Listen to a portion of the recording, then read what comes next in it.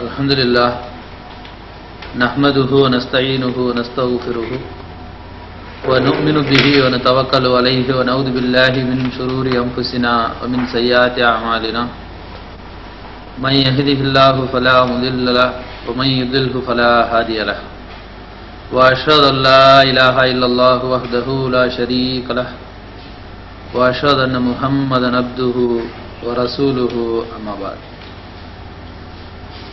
फ़क़द क़ाल अल्लाहु तआला फ़ी महकम तंज़ीलिहिल अज़ीम वल फ़ुरक़ानिल मजीद अऊज़ु बिल्लाहि मिनश शैतानिर रजीम बिस्मिल्लाहिर रहमानिर रहीम इन अहसनतुम लि अनफुसिकुम व इन असअतुम फलहा क़ाल नबीना रसूलुल्लाहि सल्लल्लाहु अलैहि वसल्लम उन्सुर अखाक ज़ालिमन औ मज़लूमा.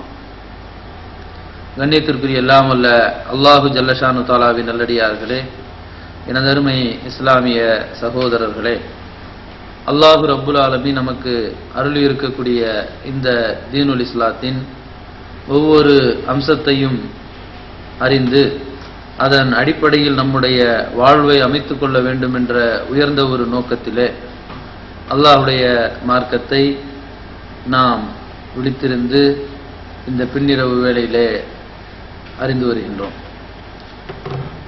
நாம் அறிந்து கொண்ட மார்க்கத்தை நம்முடைய வாழ்க்கையிலே செயல்படுத்தக்கூடியவர்களாக அல்லாஹு ஜல்லஷானு தஆலா நம் அனைவரையும் ஆக்கி அருள் புரிய வேண்டும் என்று துஆ செய்தவனாக,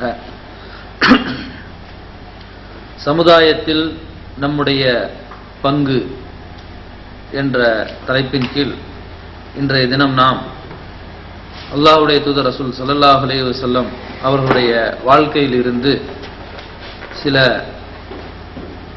படிப்பினைகளை முன்மாதிரியாக எடுத்து ஒவ்வொருவரும் செயல்பட வேண்டும் என்பதற்காக இந்த தலைப்பை நாம் தேர்ந்தெடுத்திருக்கின்றோம்.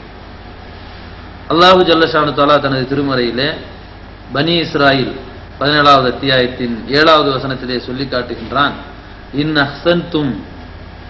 அஹ்சன்தும் லி அன்ஃபுசிக்கும், நீங்கள் ஒரு நன்மையை செய்தீர்களேயானால் அது உங்களுக்கு நீங்களே செய்து கொண்ட ஒரு நன்மை.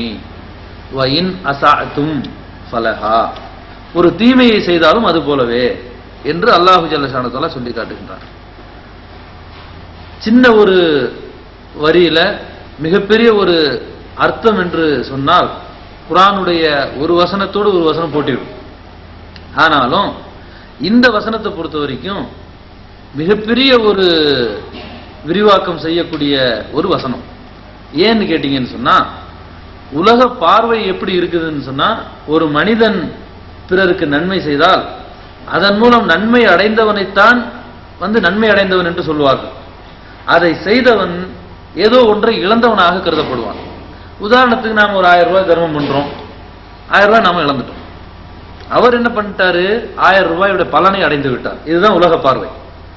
ஆனா இஸ்லாமிய பார்வை, ஒரு மூமினுடைய நம்பிக்கை, ஒரு முஸ்லிமுடைய செயல்பாடுகள் எந்த அடிப்படையில் அமைந்திருக்கணும்னு சொன்னா, நாம செய்யக்கூடிய நன்மைகள் எல்லாம் பிறர் இந்த உலகத்தில் தான் அதனுடைய பலனை அனுபவிப்பார்கள்.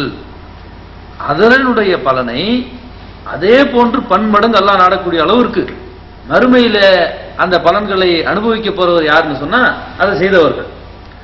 அப்போ செய்யக்கூடியது எப்படி இருக்கணும்னு கேட்டா, அல்லாஹ்வுடைய தூதர் ரசூல் ஸல்லல்லாஹு அலைஹி வஸல்லம் தான தர்மங்கள்ல விரைந்து செய்வார்கள். அதுவும் ரமலான் மாசத்துல 10 மடங்கு அதிகங்கிறாங்க, இன்னும் அதிகமா செய்வாங்க.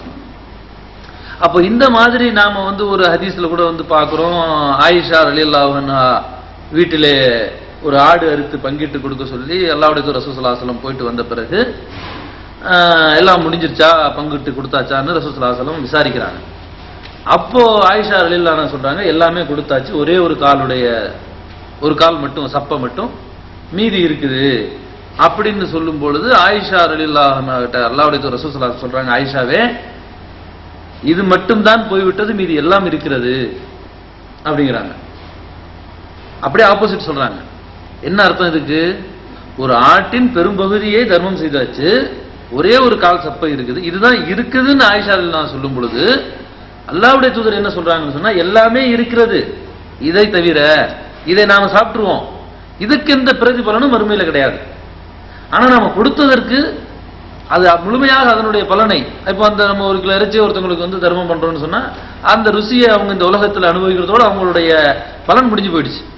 நமக்கு அதற்கு பகரமாக அல்லாஹ் வந்து அதை விட சிறந்ததை, அதை விட பன்மடங்கானதை மறுமையில திரும்ப கொடுப்பான்னு சொன்னா, இது பொருளாக இருக்கட்டும், உடல் உழைப்பாக இருக்கட்டும், வாயால் கூறக்கூடிய உபதேசங்களாக இருக்கட்டும், ஒருவரை பார்த்து புன்முறுவல் பூக்கதாக இருக்கட்டும், இது போன்ற எந்த ஒரு நன்மையாக இருந்தாலும் அக்ஸந்தும் லி அன்ஃபுசிக்கும், நீங்கள் செய்யக்கூடிய நன்மைகள் அனைத்தும் உங்களுக்கு நீங்களே செய்து கொண்ட நன்மைகள். அப்ப இதற்கு விளக்கமாக நாம சொல்லணும், எவ்வளவோ விஷயங்களை சொல்லலாம். எல்லா நன்மைகளையும் நாம வந்து அல்லாஹ்வுடைய ரசூல் ஸல்லல்லாஹு அலைஹி வஸல்லம் நன்மையிலே வந்து மிகச்சிறியது, குறைந்தபட்சம் யாருமே செய்ய முடியாது சொல்றது என்னன்னா, உன்னுடைய சகோதரனை சந்திக்கும் பொழுது புன்முறுவல் பூப்பது. இது வந்து மக்கள் மத்தியிலே வந்து அன்பை வந்து அதிகப்படுத்தும், பகைமையை மறக்க செய்யும், பொறாமை உணர்வை வந்து அழித்துவிடும். எது? புன்முறுவல். நம்ம சகோதரர்களை சந்திக்கும் பொழுது அஸ்ஸலாமு அலைக்கும் என்று நீங்கள் ஒரு சின்ன ஒரு புன்முறுவல் பூக்கின்றீர்களே, இந்த பண்பு குறைந்தபட்சம் இதுக்கு என்ன ஒரு ₹1,00,000 செலவாகும்? இது கூட இல்லாம சமுதாயத்தில் வந்து எப்படி இருந்து கொண்டு இருக்கின்றோம்? தான் விரும்பியது மார்க்கம், நான் என்ன விரும்புறேன்னா அது மார்க்கமா இருந்தா எனக்கு அந்த மார்க்கம் வந்து ஓகே. இப்படித்தான் நாம என்ன செய்யறோம்னு கேட்டா, நம்முடைய இச்சைக்கு கட்டுப்பட்டு நாம யாரையோ தலைவராக எடுத்துக்கொண்டு செயல்படுவது, நம்மளுடைய மன இச்சையை தலைவராக்கிக் கொள்வது, இந்த மாதிரி பல கோணங்களிலே முஸ்லீம்களை ஷைத்தான்கள் வழிகெடுக்கிறார்கள். ஒரு முஸ்லீம் மீது ஷைத்தான் சாட்டப்பட்டிருக்கிறான். அப்ப இதிலிருந்தெல்லாம் விலகி நாம எப்படி நம்முடைய சமுதாயத்திற்காக நாம வந்து செயல்படணும்? சமுதாயம் என்று சொல்லுவது என்ன? சமுதாயத்தில் நாம் ஒரு அங்கம் தானே, நாம் எல்லாம் சேர்ந்தது தானே ஒரு சமுதாயம். ஒவ்வொரு தனி மனிதனும் சிறப்பு பெறாத வரைக்கும் எந்த ஒரு சமுதாயமும் சிறப்பு பெறாது. ஒவ்வொரு தனி மனிதனும் அவனுடைய பொருளாதாரத்தில் வளர்ச்சி அடையாமல் எந்த ஒரு சமுதாயமும் வளர்ச்சி அடையாது. அப்ப சமுதாயம் வந்து தானாக வளர்ந்தும் விடாது, வழிநடத்தக்கூடியவர்கள் அவசியம். அதை வந்து நம்ம யாருமே மாற்று கருத்து சொல்ல முடியாது. அப்படி வழிநடத்தக்கூடியவர்கள் எப்படி இருக்க வேண்டும், பொதுமக்கள் எவ்வாறு இருக்க வேண்டும், இதுதான் இன்றைய தலைப்புடைய சாராம்சம். அப்ப இந்த மாதிரியான ஒரு நன்மையான காரியங்களை செய்யக்கூடியவர்கள் ஒவ்வொருவரும் கடமைதான். ஒவ்வொருத்தர் மீதும் வந்து சமுதாயத்தின் மீது கடமை இருக்கிறது. அதுல நாம செய்யக்கூடிய நன்மைகளை இந்த உலகத்திலும் மறுமையிலையும் நாம தான் அடைய, நமக்கு தான் திரும்ப கிடைக்க போகுது. அப்ப இந்த அடிப்படையில் இன்று மிகப்பெரிய ஒரு இல்லாத எதிர்காலத்தை நோக்கி நம்முடைய சமுதாயம், குறிப்பாக தமிழ்நாட்டில் இருக்கக்கூடிய முஸ்லிம்கள், எதிர்காலம் வந்து மிகப்பெரிய கேள்விக்குறியாக இருக்கிறது. அது எப்படி? பொருளாதார ரீதியாக. அப்போ அதை எப்படி நாம வந்து ஃபேஸ் பண்றது, எப்படி அதை எதிர்கொள்ளுவது போன்ற விஷயங்களை நாம வந்து தெரிந்து கொள்வது நம்ம மீது கடமையாக, தெரிஞ்சாலும் செயல்பட முடியும். அப்போ இதற்கு முன்னால நாம ஒரு வரலாற்றை ஒரு பார்வை பார்க்கிறோம். எந்த வரலாறு? உலக வரலாறை ஒரு பார்வை பார்க்கிறோம். உலகத்தில் இருக்கக்கூடிய தலைவர்கள் என்று நாம் எடுத்தோம்னு சொன்னா 2000-3000 தலைவர்கள் உலகத்தில் வந்து என்ன செய்ய முடியும்? லிஸ்ட் போட முடியும். வரலாறு மனிதன் பதிவு செய்த காலத்தில் இருந்து எடுத்தோம்னு சொன்னா 2000-3000 தலைவர்கள், மக்கள் கண்ட தலைவர்கள் நாம வந்து லிஸ்ட் போடலாம். இவர்கள் எல்லாம் எப்படி உருவானார்கள், என்ன சாதித்தார்கள் என்று பார்த்தோம்னு சொன்னா, இதுல 99%, 100% கூட சொல்லலாம். அந்த அளவிற்கு என்னன்னு கேட்டா, அவர்கள் ஏதேனும் ஒரு விஷயத்தில் பாதிக்கப்பட்டிருப்பார்கள். அதை எதிர்த்து குரல் கொடுப்பதற்கு சமுதாயத்தை ஒன்று திரட்டி அதில் வெற்றியும் கண்டிருப்பார்கள், தோல்வியும் கண்டிருப்பார்கள். எல்லாரும் வெற்றி பெற்றாங்கன்னு சொல்ல முடியாது. விடுதலை போராட்டமாக இருக்கட்டும், இன ஒழிப்பு எதிரி போராட்டமாக இருக்கட்டும், அல்லது தங்களுடைய பொருளாதார புரட்சிகளாக இருக்கட்டும், மிகப்பெரிய புரட்சிகள் எல்லாம் செய்துவிட்ட கம்யூனிஸ்டத்தை பார்க்கிறோம். எல்லாரையும் சமமாக்கணும் அப்படிங்கிறதுக்காக வந்த அந்த புரட்சி எல்லாரையும் சமமாக்கல. அப்ப இந்த மாதிரியான தலைவர்கள் எல்லாம் நாம வந்து பார்க்கும் பொழுது இன்னொரு முகப்பார்வை, இந்த தலைவர்களாக இருந்தவர்கள் எல்லாம் ஆரம்ப கட்டத்திலே அந்த ஒரு ஏதேனும் ஒரு புரட்சியை கையில் எடுப்பதற்கு முன்னால் அவர்களுடைய பொருளாதாரம் என்று ஒன்றுமே இல்லை. ஆனால் எதிர்காலத்தில் அந்த புரட்சியின் மூலம் இந்த சமுதாயம் வளர்ச்சி கண்டதோ இல்லையோ, அந்த சமுதாயம் முழுமையாக வெற்றி அடைந்ததோ இல்லையோ, தலைவர்கள் வெற்றி அடைந்து விட்டார்கள். எந்த அடிப்படையில்?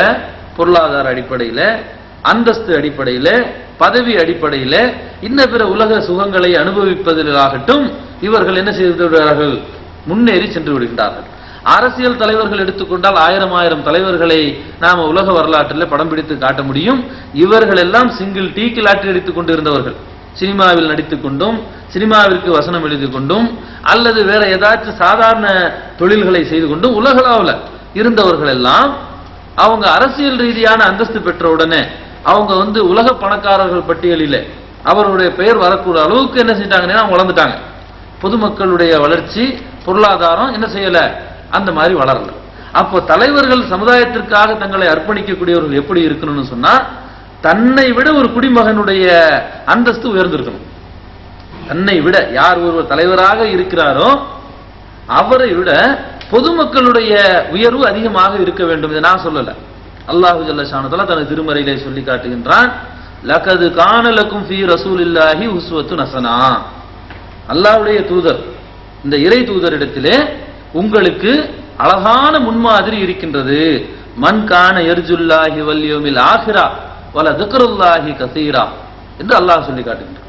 யார் ஒருவர் அல்லாஹ்வையும் மறுமை நாளையும் ஆதரவு வைத்து நம்புகிறேன் என்று உறுதியாக அதன் மீது நம்பிக்கையை வைத்து வல திக்ருல்லாஹி கஸீரா, அதிகம் அதிகம் எல்லா நேரங்களிலும் இறைவனை நினைவு கூறக்கூடிய ஒருவர் இருக்கிறார் என்று சொன்னால் அவருக்கு அழகான முன்மாதிரி யாரிடத்திலே இருக்கிறது, இந்த தூதரிடத்திலே இருக்கிறது என்று அல்லாஹ் சொல்லி காட்டுகின்றார்.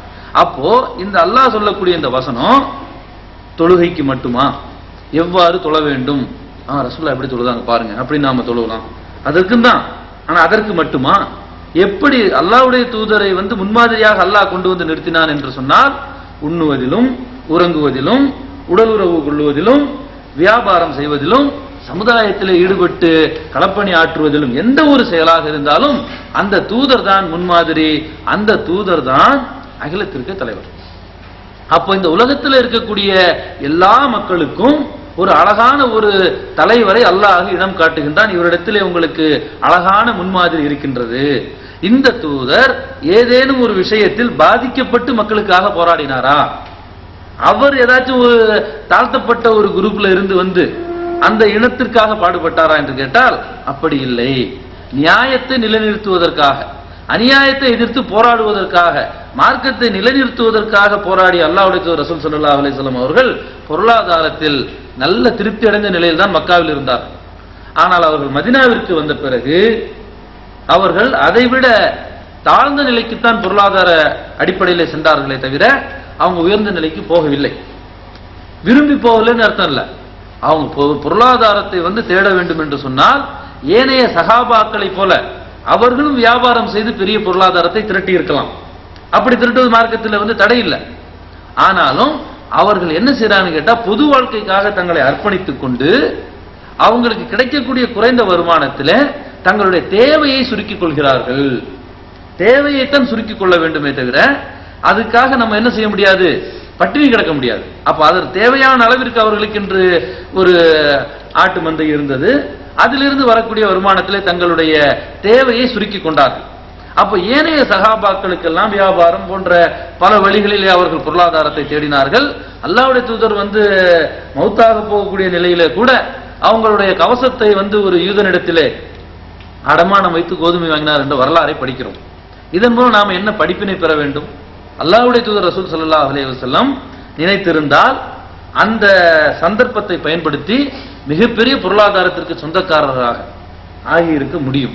இன்னைக்கு ஆகிறது நமக்கு வந்து கண்கூடு. இன்னைக்கு ஒவ்வொருத்தரும் அரசியல் தலைவர்கள், சமுதாய தலைவர்கள், புரட்சி செய்கிறேன், அது செய்கிறேன், இது செய்கிறேன் என்று சொன்னவர்கள் எல்லாம் அவங்க என்ன செய்றாங்கன்னு கேட்டா, அவங்களுடைய அந்தஸ்தை உயர்த்திக் கொள்கிறார்கள், அவர்களுடைய பதவிகளை தக்க வைத்துக் கொள்கிறார்கள், இதன் மூலம் பொருளாதாரத்தை தேடிக்கொள்கிறார்கள். ஆனா அல்லாஹ்வுடைய தூதர் ரசூலுல்லாஹி ஸல்லல்லாஹு அலைஹி வஸல்லம் என்ன செய்யல, இது போல செய்யலன்னு சொன்னா, அப்ப சமுதாயத்திலே நம்முடைய பங்கை செலுத்தக்கூடிய நாம் நம்முடைய தேவையை சுருக்கி கொண்டுதான் நம்முடைய பங்கை செலுத்த வேண்டுமே அல்லாமல், நம்முடைய தேவையை வளர்த்து கொண்டு அதை இதன் மூலம் தீர்த்து கொள்ளக்கூடியவர்கள் நிச்சயமாக அல்லாஹ்வுடைய தூதரை முன்மாதிரியாக கொண்ட ஒரு தலைவராக ஆக முடியாது. அது மட்டும் இல்லாம தலைவர் என்ற அந்த அந்தஸ்து அந்த அல்லாஹ்வுடைய தூதருக்கு மட்டுமே பொருந்தும், முன்மாதிரி தலைவர். அதை விட்டு நாம் என்ன செய்யறோம்,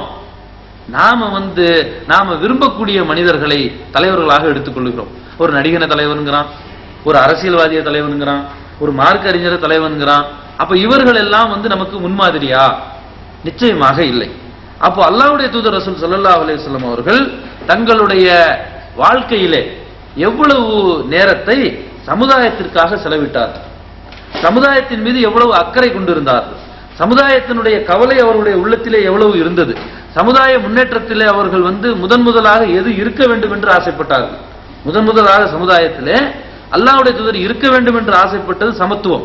மார்க்கம் அதைத்தான் போதிக்கின்றது. எந்த ஒரு பதவியில் நீங்கள் இருந்தாலும், எவ்வளவு பெரிய அந்தஸ்தில் நீங்கள் இருந்தாலும், ஒரு முஸ்லிமுக்கு மத்தியிலே நீங்கள் வேறுபாடு காட்டக்கூடாது. அல் முஸ்லிமு அகுல் முஸ்லிம். ஒரு அண்ணங்காரன் கலெக்டரா இருக்கிறான், தம்பிக்காரன் எங்கேயோ ஒரு குமாஸ்தா வேலை செய்யறான், அல்லது அண்ணங்காரன் குமாஸ்தாவா இருக்கான், தம்பிக்காரன் கலெக்டரா இருக்கிறான். கலெக்டரா இருக்கிறங்கிறதுக்காக தம்பி அண்ணன் ஆயிட முடியுமா? அவன் வீட்டில் என்ன செய்யணும்? அந்த அண்ணன் கொடுக்க வேண்டிய மரியாதையை கொடுத்துதான் ஆகணும். இப்படி பதவிகளும் அந்தஸ்துகளும் உங்களுக்கு வெளி உலகத்திலே இருந்தாலும், முஸ்லீம்கள் என்று சொன்னால் நீங்கள் எப்படி இருக்க வேண்டும்? சகோதரர்களாக இருக்க வேண்டும். அதை அல்லாஹ்வுடைய தூதர் ரசூல் ஸல்லல்லாஹு அலைஹி வஸல்லம் ஜனாதிபதியாக இருந்த காலகட்டத்திலே, அந்த அரசாட்சிக்கு சொந்தக்காரராக இருந்த காலகட்டத்திலே கூட ஒரு சில காட்டு அராபியர்கள் வந்துவிட்டு அமர்ந்திருக்கக்கூடிய மக்களை பார்த்து, இதில் யார் முகமது என்று கேட்கக்கூடிய அளவிற்கு, இதில் யார் முகமது, இதை பின்பற்றி ஒழுகிய சஹாபாக்களுடைய வரலாறை படிக்கிறோம். உமர் ரலியல்லாஹு அன்ஹு அவர்களுடைய காலத்திலே ஒரு கிராமத்திலே ஒரு பிரச்சனை. அந்த கிராமத்தில் இருக்கக்கூடியவர் சொல்கிறார், இந்த அமீருல் முஃமினை போய் பார்த்து நான் இந்த பிரச்சனையை சொல்ல போகிறேன், அவரை எங்கே பார்க்க முடியும் என்று சொன்னால், நீங்க மதீனாவில் கூட பள்ளிவாசலுக்கு போனீங்கன்னா அவர் தொலை வருவார், நீங்க பிடிச்சிடலாம் அப்படின்னு சொல்லி அனுப்பியிருக்கிறாங்க. இவர் மதீனாவில் 2 வக்து 3 வக்து தொழுது இருக்கிறார். உமர் ரலியல்லாஹு வரல. உடனே இவர் கேட்டாரு, என்னப்பா நான் அந்த ஊர்ல கேட்கும் பொழுது இந்த மாதிரி இங்க வந்தா ஒவ்வொரு தொழுகைக்கும் உங்களுடைய அமீருல் முஃமினின் வந்துருவாரு அப்படின்னு சொன்னாங்க. இங்க நான் 3 வேளை தொழுதுட்டேன், இது வரைக்கும் ஆளை காணமேன்னு சொன்னா 3 வேளையும் தொலை வச்சது அவர் தான். அப்ப அந்த பொதுமக்கள் மத்தியிலே அந்த அமீருல் முஃமினாக உமர் ரலியல்லாஹு அன்ஹு அவர்கள் யார் என்று தனித்து காட்ட முடியாத அளவிற்குத்தான் அவர்களுடைய ஆடையும் பழக்க ஒழுக்கமும் அப்படித்தான் சாதாரண ஒரு மனிதரை போல் இருந்தது என்று சொன்னால், அந்த பிரதிபலிப்பை நாம பார்க்கிறோம். அவர் அல்லாஹ்வுடைய தூதர், அவங்க மட்டும் இருந்திருக்கலாம், அப்ப மாதிரி யாரும் இருக்க முடியுமா? ஏன் இருக்க முடியாது? இருக்க முடியும் என்பதற்கு உதாரணம் உமர் ரலியல்லாஹு அன்ஹு அவர்கள். அப்ப சமுதாயத்தில் நம்முடைய பங்கு என்னவென்று எடுத்துக்கொண்டோமே ஆனால், ஒவ்வொருவருக்கும் பங்கு இருக்கின்றது. எப்படி? நீங்க சமுதாயத்தை மாற்ற வேணாம், நீங்க மாறுங்க. நான் மாற, நீங்க மாற, ஒவ்வொருவரும் மாற சமுதாயம் தானாக மாறிவிடும். எதை அல்லாஹ்வும் அல்லாஹ்வுடைய தூதரும் சமுதாயத்திடம் எதிர்பார்க்கின்றார்களோ அந்த செயல்களை நம்முள் நாம் வளர்த்துக் கொள்வது. எந்த செயலை மார்க்கம் தடுத்திருக்கின்றதோ அதிலிருந்து ஒவ்வொரு மனிதனும் தன்னை தடுத்துக் கொள்ளும் பொழுது அந்த சமுதாயம் என்ன செய்கின்றது? சிறந்த ஒரு சமுதாயமாக உருவாகி விடுகின்றது என்பதை அல்லாஹ்வுடைய தூதர் ரசூல் ஸல்லல்லாஹு அலைஹி வஸல்லம் அவருடைய காலத்திலே, அவரிடத்திலே பாடம் பயின்ற சஹாபாக்களுடைய காலத்திலும் நாம பார்க்கிறோம். அல்லாஹ்வுடைய தூதர் ரசூல் ஸல்லல்லாஹு அலைஹி வஸல்லம் சொல்லுகின்றார்கள், உன்சுரு அஹாக வாலிமன் அவ் மظلوமா. உங்களுடைய சகோதரன் ஒரு அநியாயக்காரனாக இருந்தாலும், அநியாயம் செய்யப்பட்டவனாக இருந்தாலும், இரு சாராருக்கும் நீங்கள் உதவி செய்யுங்கள். ஏன் என்று சொன்னால், அவர்கள் இருவரும் உங்களுடைய சகோதரர்களே. அப்போ சமுதாயத்துல நாம பார்க்கிறோம், நாம ஐவேளை தொழுகிறோம், வசதி இருக்கும்போது ஜக்காத்தை கொடுக்கிறோம், ஹஜ்ஜுக்கு போறோம், நோம்பு நோக்கிறோம். இதெல்லாம் தனி மனித வணக்க வழிபாடுகள், ஒவ்வொரு மனிதனும் இருக்கக்கூடியது. இதோடு இஸ்லாம் நின்று விடவில்லை. இஸ்லாம் வணக்க வழிபாடுகளுக்கு மட்டுமே உரிய மார்க்கம் கிடையாது. அவன் செய்யக்கூடிய ஒவ்வொரு செயலும் வணக்கம் தான், அது ஒரு பிரச்சனை. ஆனா அல்லாஹ்வுடைய தூதர் ரசூல் ஸல்லல்லாஹு அலைஹி வஸல்லம் அவர்கள் வெறும் வணக்க வழிபாடுகளை மட்டும் போதித்து விட்டு சென்று விடவில்லை. அவர்கள் சமுதாயத்தின் மீது அக்கறை கொண்டவர்களாக இருந்தார்கள். அப்போ ஒரு சமுதாயத்திலே உங்களுடைய சகோதரர்களாக இருக்கக்கூடியவர்கள் அநியாயம் செய்யக்கூடியவனும் இருப்பான், அநியாயம் செய்யப்பட்டவனும் இருப்பான். இந்த இரு சாராருக்கும் நீங்கள் உதவி செய்யுங்கள் என்று சொல்லும் பொழுது ஒரு சஹாபி கேட்கிறார், யார் ரசூலல்லாஹ், உன்சுருஹு மظلوமா, பாதிக்கப்பட்டவனுக்கு நாங்கள் உதவி செய்து விடுவோம். ஃபகைஃப அன்சுருஹு வாலிமன், அநியாயக்காரனுக்கு எப்படி உதவி செய்வது என்று கேட்கும்போது ரசூல் ஸல்லல்லாஹு அலைஹி வஸல்லம் சொல்லி காட்டுகின்றார்கள், அநியாயம் செய்பவர்களை அநியாயம் செய்வதிலிருந்து தடுத்து விடுங்கள், அவர்களுடைய கரங்களை தடுத்து விடுங்கள். எப்படி தடுப்பது? நிச்சயமாக இந்த உலகத்திலே ஒரு மனிதன் தவறு செய்கிறான் என்று சொன்னால் அதனை தடுக்கக்கூடிய ஆற்றலும் ஒரு இடத்துல இருக்கும். ஒரு மனுஷன் தவறு செய்யறான்னு சொன்னா அதை தடுக்கக்கூடிய ஆற்றலும் ஒரு இடத்துல இருக்கும். யாருக்கும் கட்டுப்படாதவர்கள் இந்த உலகத்தில் யாருமே கிடையாது. நிச்சயமாக ஒரு குழந்தை தவறு செய்யும் பொழுது அங்கே தாய் தந்தை இருப்பார்கள். ஒரு பெரிய அளவில் வந்துவிட்ட ஒருவர் தவறு செய்தாலும் அவர்களை சுற்றி ஒரு குழு இருக்கும். ஒரு தனிப்பட்ட ஒரு மனிதன் யாருமே இல்லாட்டி அவர்கள் நண்பர்கள் இருப்பார்கள். அவர்கள் என்ன செய்ய முடியும்? தவறில் இருந்து ஒருவரை ஒருவர் காக்க முடியும். இப்படி காக்கக்கூடிய தன்மை உங்களிடத்தில் வந்துவிடும் பொழுது ஒவ்வொரு மனிதனும் சிறப்பு பெற்றால் சமுதாயம் சிறப்பு பெறும். அப்ப சமுதாயத்திற்கு வழிகாட்டக்கூடிய தலைவர்கள் அல்லாஹ்வுடைய தூதரை போல், உமர் ரலியல்லாஹு அன்ஹு அவர்களை போல், ஏனைய சஹாபாக்களை போல் நாமும் அது போல இருக்க வேண்டும். அதே குர்ஆனுடைய உபதேசங்கள் நம்மிடத்திலே இருக்கின்றது. அதே ஹதீஸ்களுடைய உபதேசங்கள் நம்மிடத்தில் இருக்கிறது. இவ்வாறு இருக்கும் பொழுது நாம ஏன் அது போன்ற ஒரு வாழ்க்கையை மேற்கொள்ள முடியாது? இதற்கு பல காரணங்கள். நாம ஏன் முடியல? இது நாள் வரைக்கும் நாம தமிழ்நாட்டில் இருக்கக்கூடிய முஸ்லீம்களை எடுத்துக்கொண்டால் எல்லா விஷயங்களிலும் நாம பின்னடைந்து கிடக்கிறோம். சமுதாய விஷயங்களிலே சமுதாயத்துக்கு நன்மை செய்யணும்னா அதிகாரம் வேணும். அதிகாரம் இருந்த தனி மனித ஒழுக்கத்தை நாம பேணலாம். தனி மனிதர்கள் செய்யக்கூடிய பரஸ்பரம் உதவிகள் உரிமைகளை கொடுக்கலாம், எடுத்துக்கொள்ளலாம். சமுதாயத்தினுடைய பொருளாதார முன்னேற்றம் வேணும்னா என்ன செய்யணும்? அதற்கு பல வகையிலேயும் அதிகாரம் நமக்கு இருக்கணும். இந்த அதிகாரத்திலே இந்திய முஸ்லிம்கள், குறிப்பாக தமிழக முஸ்லிம்கள் மிகவும் பின்தங்கி இருப்பதற்கு என்ன காரணம்? நாம ஒரே ஒரு காரணத்தை சொல்லுவோம். இங்கிலீஷ்காரனை எதுக்கிறதுக்கு நாங்க இங்கிலீஷ் படிக்கல. சுதந்திரம் அடைஞ்சு 50 வருஷம் ஆச்சு. 50 வருஷத்துக்கு அப்புறம் பிறந்த குழந்தைகள் ஏன் இங்கிலீஷ் படிக்கல? இப்பவும் படிக்க கூடாதுன்னு சொல்றாங்க. அப்போ ஒரே காரணத்தை நாம் 2 காரணத்தை மட்டும் சொல்லுவோம். சமுதாயத்தின் கல்வியின் பின்னடைவுக்கு காரணத்தை கேட்டால் இடஒதுக்கீடுன்னு சொல்லுவோம். படிக்கிறதுக்கு இடஒதுக்கீடு அவசியம்தான். ஆனாலும் வாய்ப்பிருந்தும் படிக்காதவர்கள் எத்தனை பேர்? அதை தடுப்பதற்கு ஒரு பக்கம் முயற்சி, நாமாவே தடுத்துக் கொள்வது, நம்மளே நம்மை தாழ்த்திக் கொள்வது. அப்ப ஒரு கோணத்தில் நாம எடுத்துக்கொண்டோம்னு சொன்னா, இந்த மாதிரி அந்த காலத்துல இங்கிலீஷை படிக்க கூடாது என்று சொன்னாங்க, அதனால இங்கிலீஷை படிக்காம நம்ம சமுதாயம் பின்னடைஞ்சு போச்சு அப்படின்னு சொல்லுவோம். இன்னொரு பக்கம் ஏன்பா அரசியல் சம்பந்தமாக ஏன் நீங்க முன் வரல அப்படின்னு கேட்டா, 1945 இருந்த 47 சுதந்திரம் அடைக்கக்கூடிய காலகட்டம் வரைக்கும் அப்படி சுதந்திரம் கிடைச்சாலும் பாகிஸ்தான் தனியா பிரிஞ்சு போயிடணும் அப்படி என்ற அந்த வரலாறை எல்லாம் எடுத்து நாம படிச்சு பார்த்தோம்னு சொன்னா, இந்த பிரிவினை ஏற்படுத்தியவர்கள் முஸ்லீம்களே கிடையாது. முஸ்லீம்களை ஒரு பக்கம் சொல்லிவிட்டு இது பிரிந்து போனால்தான் இந்தியாவில் முஸ்லீம்களுடைய சதவிகிதம் குறையும். இன்னைக்கு பாகிஸ்தான் ஒன்றிணைந்தா என்ன ஆகும்? 50% போயிடும் முஸ்லீம்கள். அப்படி ஆகக்கூடாது என்பதற்காகவே அதை பிரித்து விட்டு பழியை தூக்கி முஸ்லீம்கள் மீது போட்டார்கள். எந்த ஒரு பழியை யார் மீது போட்டாலும் அடுத்த தலைமுறை அதை பற்றி கவலைப்பட வேண்டிய அவசியம் என்ன இருக்கிறது? அடுத்த ஒருத்தன் கொலை பண்ணிட்டான், கொலைகாரன் ஊர் சொல்லுவோம், அவன் பிள்ளையே கொலைகாரன் பிள்ளைங்க, அதுக்கப்புறம் பிள்ளை கொலைகாரன் பேர் என்ன சொல்லிட்டு இருப்பாங்க. அப்படி இருந்தா இருந்துட்டு போகட்டுமே. தாத்தா கொலை செஞ்சதுக்கு பேர என்ன செய்வான்?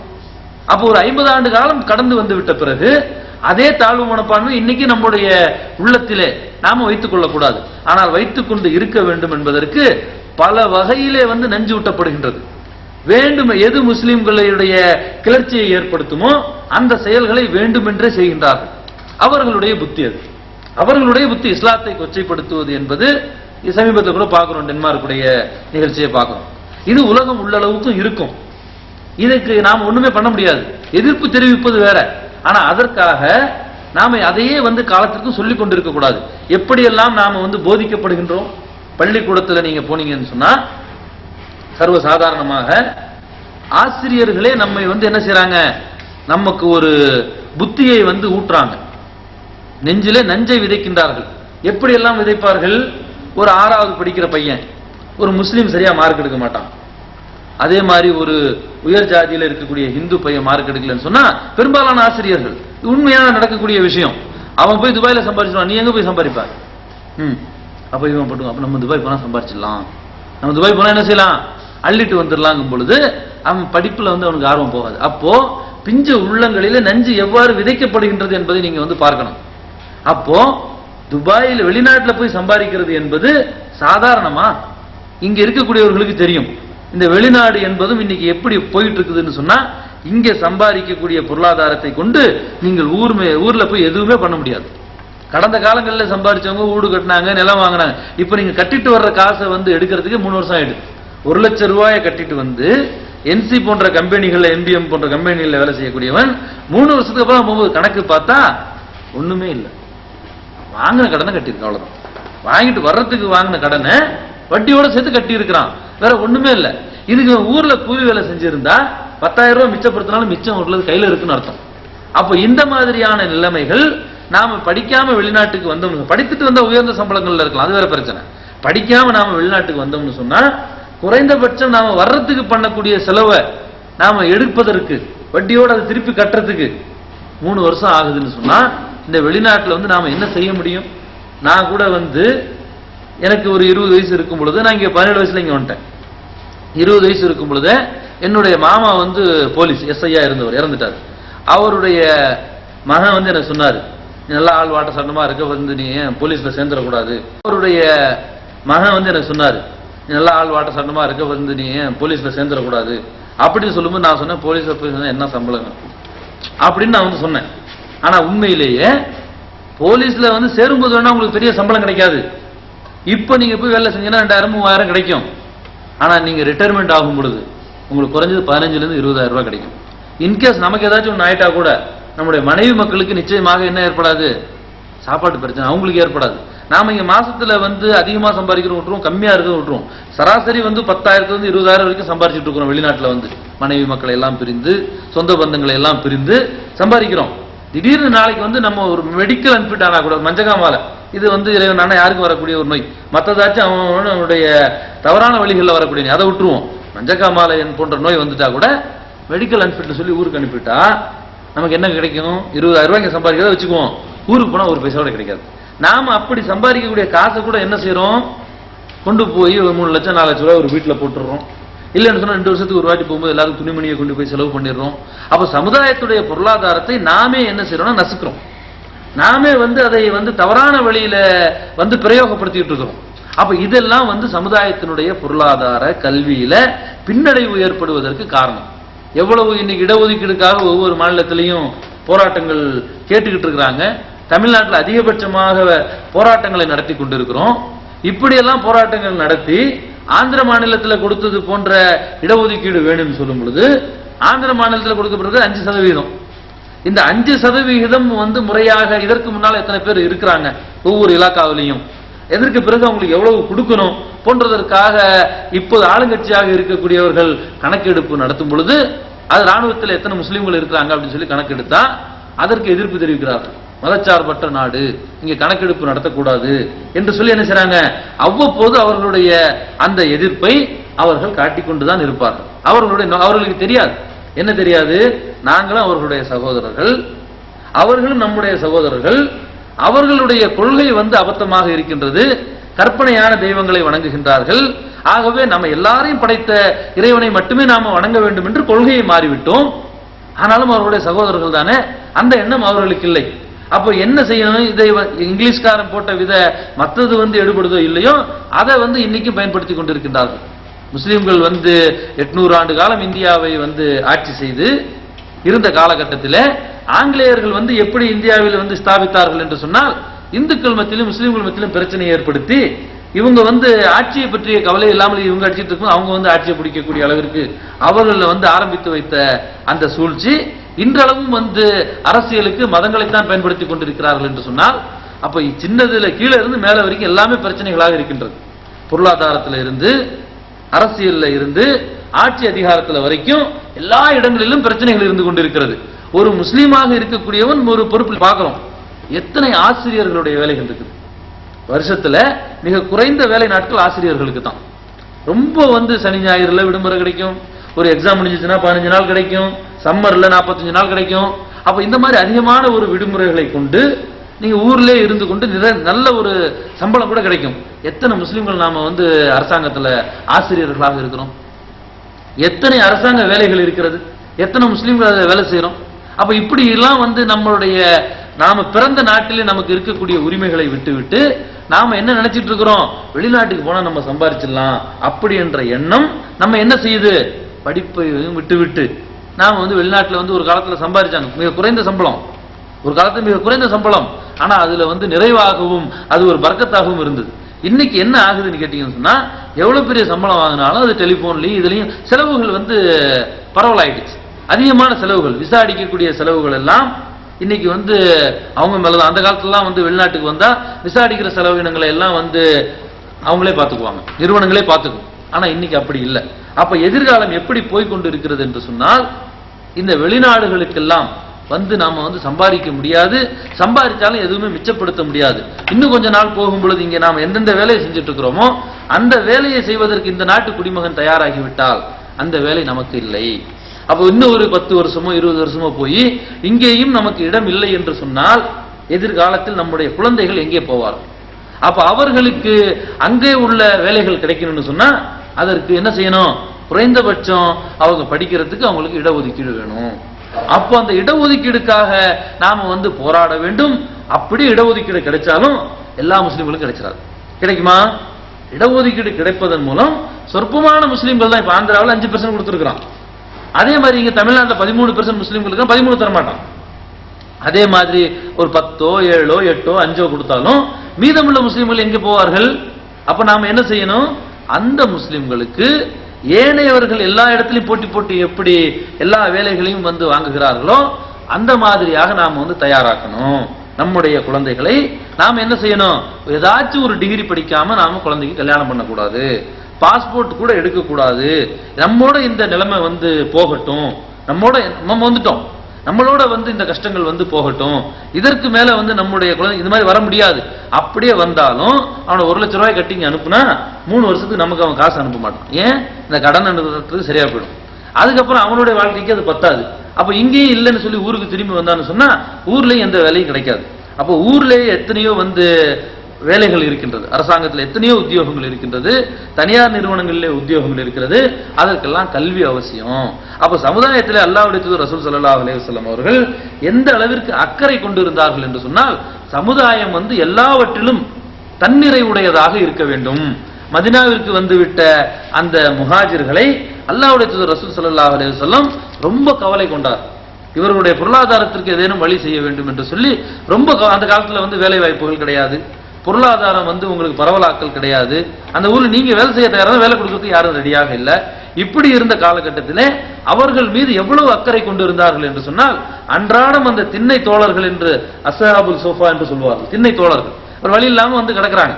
அங்க மக்கள் இருந்து அவங்களுக்கு சாப்பாடு இருக்குது, மார்க்கத்தை தக்க வைத்துக் கொள்ள வேண்டும் என்பதற்காகவும் அல்லாஹ்வுடைய தூதரோடு இருக்க வேண்டும் என்ற ஆவலிலே வந்தவர்களுக்கு திரும்ப மக்கா போறதுக்கும் வழி இல்லை, மதீனாவுல சொத்துக்கும் வழி இல்லைங்கும் பொழுது அந்த சமுதாயம் தான் அதை தீர்த்து வைக்க வேண்டும் என்பதற்காக அல்லாஹ்வுடைய தூதர் ரசூல் ஸல்லல்லாஹு அலைஹி வஸல்லம் என்ன செய்தார்னா, அப்துர் ரஹ்மான் இப்னு அபூபக்கர் சித்திக் ரலியல்லாஹு அன்ஹு அவர்கள் அறிவிக்கின்றார்கள், அல்லாஹ்வுடைய தூதர் ரசூல் ஸல்லல்லாஹு அலைஹி வஸல்லம் ஒரு முறை பள்ளியிலிருந்து வந்தார்கள். வந்தவுடன் திண்ணையிலே அந்த தோழர்கள் அமர்ந்திருப்பதை பார்த்துவிட்டு, இன்னைக்கு என்னடா சாப்பாட்டுக்கு வழி இல்லையே இவர்களுக்கு என்பதற்காக அவர்கள் ஒரு யோசனையே சொன்னார்கள். உங்கள் வீடுகளிலே யாரிடத்தில் 2 பேருக்குரிய உணவு இருக்கிறதோ அவங்க என்ன செய்யுங்க, 2 பேர் நீங்க வீட்டில் இருக்கு, 2 பேருக்குரிய சாப்பாடு இருக்குது, இதுல இருந்து ஒருத்தர் கூட்டு போங்க, 3 பேரா சேர்ந்து அதை சாப்பிடுங்க. இப்படி ஒரு யோசனையை சொல்லி சமுதாயத்தில் யாரும் பட்டினி இருக்கக்கூடாது என்பதற்காக ரசூலுல்லாஹி ஸல்லல்லாஹு அலைஹி வஸல்லம் என்ன செய்றாங்க, 4 பேருடைய சாப்பாடு இருந்தா அவங்க 2 பேரை கூட்டு போங்க, அது 6 பேரா பங்கிட்டு சாப்பிடுங்க என்று சொன்ன உடனே என்னுடைய தந்தை 3 பேரையோ அல்லது 5 பேரையோ எங்கள் வீட்டுக்கு அழைத்து வந்தார்கள். அன்றைய தினம் அல்லாஹ்வுடைய 10 பேரை தங்களுடைய வீட்டுக்கு அழைத்து சென்றார்கள். பாருங்க, யோசனை சொல்லுவது 1க்கும் 2க்கும் சொல்லிவிட்டு தங்களுடைய வீட்டுக்கு எத்தனை பேர் அழைச்சிட்டு போறாங்க?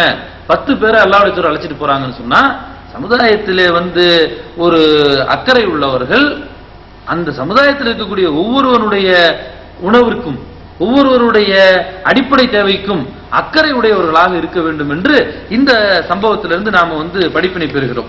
அப்ப அல்லாஹ்வுடைய தூதர் ரசூல் ஸல்லல்லாஹு அலைஹி வஸல்லம் அவர்கள் சமுதாயத்தின் மீது எவ்வளவு அக்கறை கொண்டவர்களாக இருந்தார்கள் என்று சொன்னால், சமுதாயம் முன்னேறணும், சமுதாயத்திற்கு பாதுகாப்பு இருக்கணும், சமுதாயம் வந்து கல்வியில உயரணும், ஒழுக்கத்தில உயரணும் என்று சொல்லி அவர்களுடைய வாழ்நாள்ல வந்து அதிகபட்சமான காலகட்டத்தை நேரத்தை சமுதாயத்திற்காக அல்லாஹ்வுடைய தூதர் ஒதுக்கி இருக்கிறாங்க. அப்ப நாம என்ன செய்யணும்? அல்லாஹ்வுடைய தூதர் ரசூல் ஸல்லல்லாஹு அலைஹி வஸல்லம் அழகான ஒரு முன்மாதிரி. சமுதாயத்துல நம்முடைய பங்கு என்ன அப்படின்னு நாம வந்து பார்த்தோம்னு சொன்னா, ஒவ்வொருத்தரும் தலைவராக போறது கிடையாது, ஒவ்வொருவரும் வந்து முழு நேரமும் வந்து சமுதாயத்திற்காக உழைக்கணும் என்பது முடியாது. அப்போ குறைந்தபட்சம் ஒரு சமுதாயம் என்பது தனியாக இருக்கும் ஒரு பொருள் கிடையாது.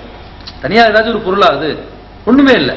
யாரு? நான், நீ, இன்னொருவர், 3 பேர் சேர்ந்த ஒரு சமுதாயம். அப்ப இந்த மாதிரி நாம ஒவ்வொருவரும் ஒரு சமுதாயம் என்று சொல்லும் பொழுது, பிறரை நாம் சரிப்படுத்துவதற்கு முன்னால் நம்மை நாம் சரிப்படுத்த வேண்டும். குறிப்பாக வெளிநாடுகளிலே வாழக்கூடிய நாம் நம்முடைய பொருளாதாரத்தை நாம் விரயம் பண்ணக்கூடாது. பொருளாதாரத்தை என்ன செய்யக்கூடாது? விரயம் பண்ணக்கூடாது. யாரு விரயம் பண்றா? நமக்கே பத்துலையே அப்படின்னு நாம சொல்லுவோம். அல்லாஹ் சொல்லி காட்டுகின்றான், குலு வஷ்ரபு வலா துஸ்ரிஃபு இன்னஹு லா யுஹிப்புல் முஸ்ரிஃபின். உண்ணுங்கள், பருகுங்கள், வீண் விரயம் செய்யாதீர்கள். வீண் விரயம் செய்யக்கூடியவர்களை அல்லாஹ் நேசிப்பதில்லை. அல்லாஹ் நேசிக்காத ஒரு செயலை நாம செய்யக்கூடாது. எங்க வீண் விரயம் செய்கிறோம்? விரயம் என்பது வந்து செலவு செய்யக்கூடிய அளவு அல்ல, வருமானத்தின் அளவு தான். நம்முடைய செலவுகள் எப்படி இருக்கணும்னு கேட்டா, நம்முடைய வருமானத்திற்கு தகுந்த மாதிரி தான் நம்முடைய செலவுகள் இருக்க வேண்டும். நிரந்தர வருமானம் இல்லை என்று சொல்லும் பொழுது அந்த இடைக்கால வருமானம் தான். வெளிநாட்டு சம்பாத்தியம் என்பது இடைக்கால வருமானம், செய்யற வரைக்கும் தான் கிடைக்கும், நாளைக்கு இல்லைன்னா இல்ல. அப்ப நாம என்ன செய்யறோம், 1,00,000 ரூபாயை கட்டிட்டு வர்றோம், 50,000 ரூபாயை கட்டிட்டு வர்றோம், வந்து ஒரு 2 வருஷம் 2.5 வருஷம் அதை அடைக்கிறோம், மறுபடியும் ஒரு 2 வருஷம் சம்பாரிச்சுட்டு போய் கல்யாணம் பண்றோம், கல்யாணத்துல 2 வருஷம் சம்பாத்தியம் போயிடுச்சு, அதுக்கப்புறம் ஒரு 6 வருஷம் சம்பாரிச்சு ஒரு வீட்டை கட்டுறோம், அதுக்கப்புறம் ஊருக்கு போனா உட்கார்றதுக்கு வீடு இருக்குமே தவிர வருமானத்திற்கு வழி இல்லை. இங்க 15 ஆண்டு 20 ஆண்டு காலமாக இருந்து கொண்டிருப்பவர்களுடைய நிலைமை இதுதான். அப்ப இவர்கள் என்ன செய்கின்றார்கள், இவர்கள் இந்த பொருளாதாரத்தை பயன்படுத்தி ஊர்ல ஏதாச்சும் ஒரு தொழில் பண்ணணுங்கிற எண்ணம் இல்லை. இதை இப்படியே நம்ம காலத்துக்கு இங்கே இருந்து சம்பாரிச்சிடலாம்னு சொன்னா 20 வருஷம் இங்க இருக்கக்கூடியவர் மனைவி மக்களோடு இணைந்து இருந்தது 1 வருஷம், 1 வருஷம் கூட இருக்காது ஒரு சிலருக்கு. அப்ப 2 வருஷம், 1 வருஷத்துக்கு 1 மாசம், 2 வருஷம் கழிச்சு போனா 2 மாசம் இருப்பாங்க, 3 வருஷம் கழிச்சு போனா 3 மாசம் இருப்பாங்க.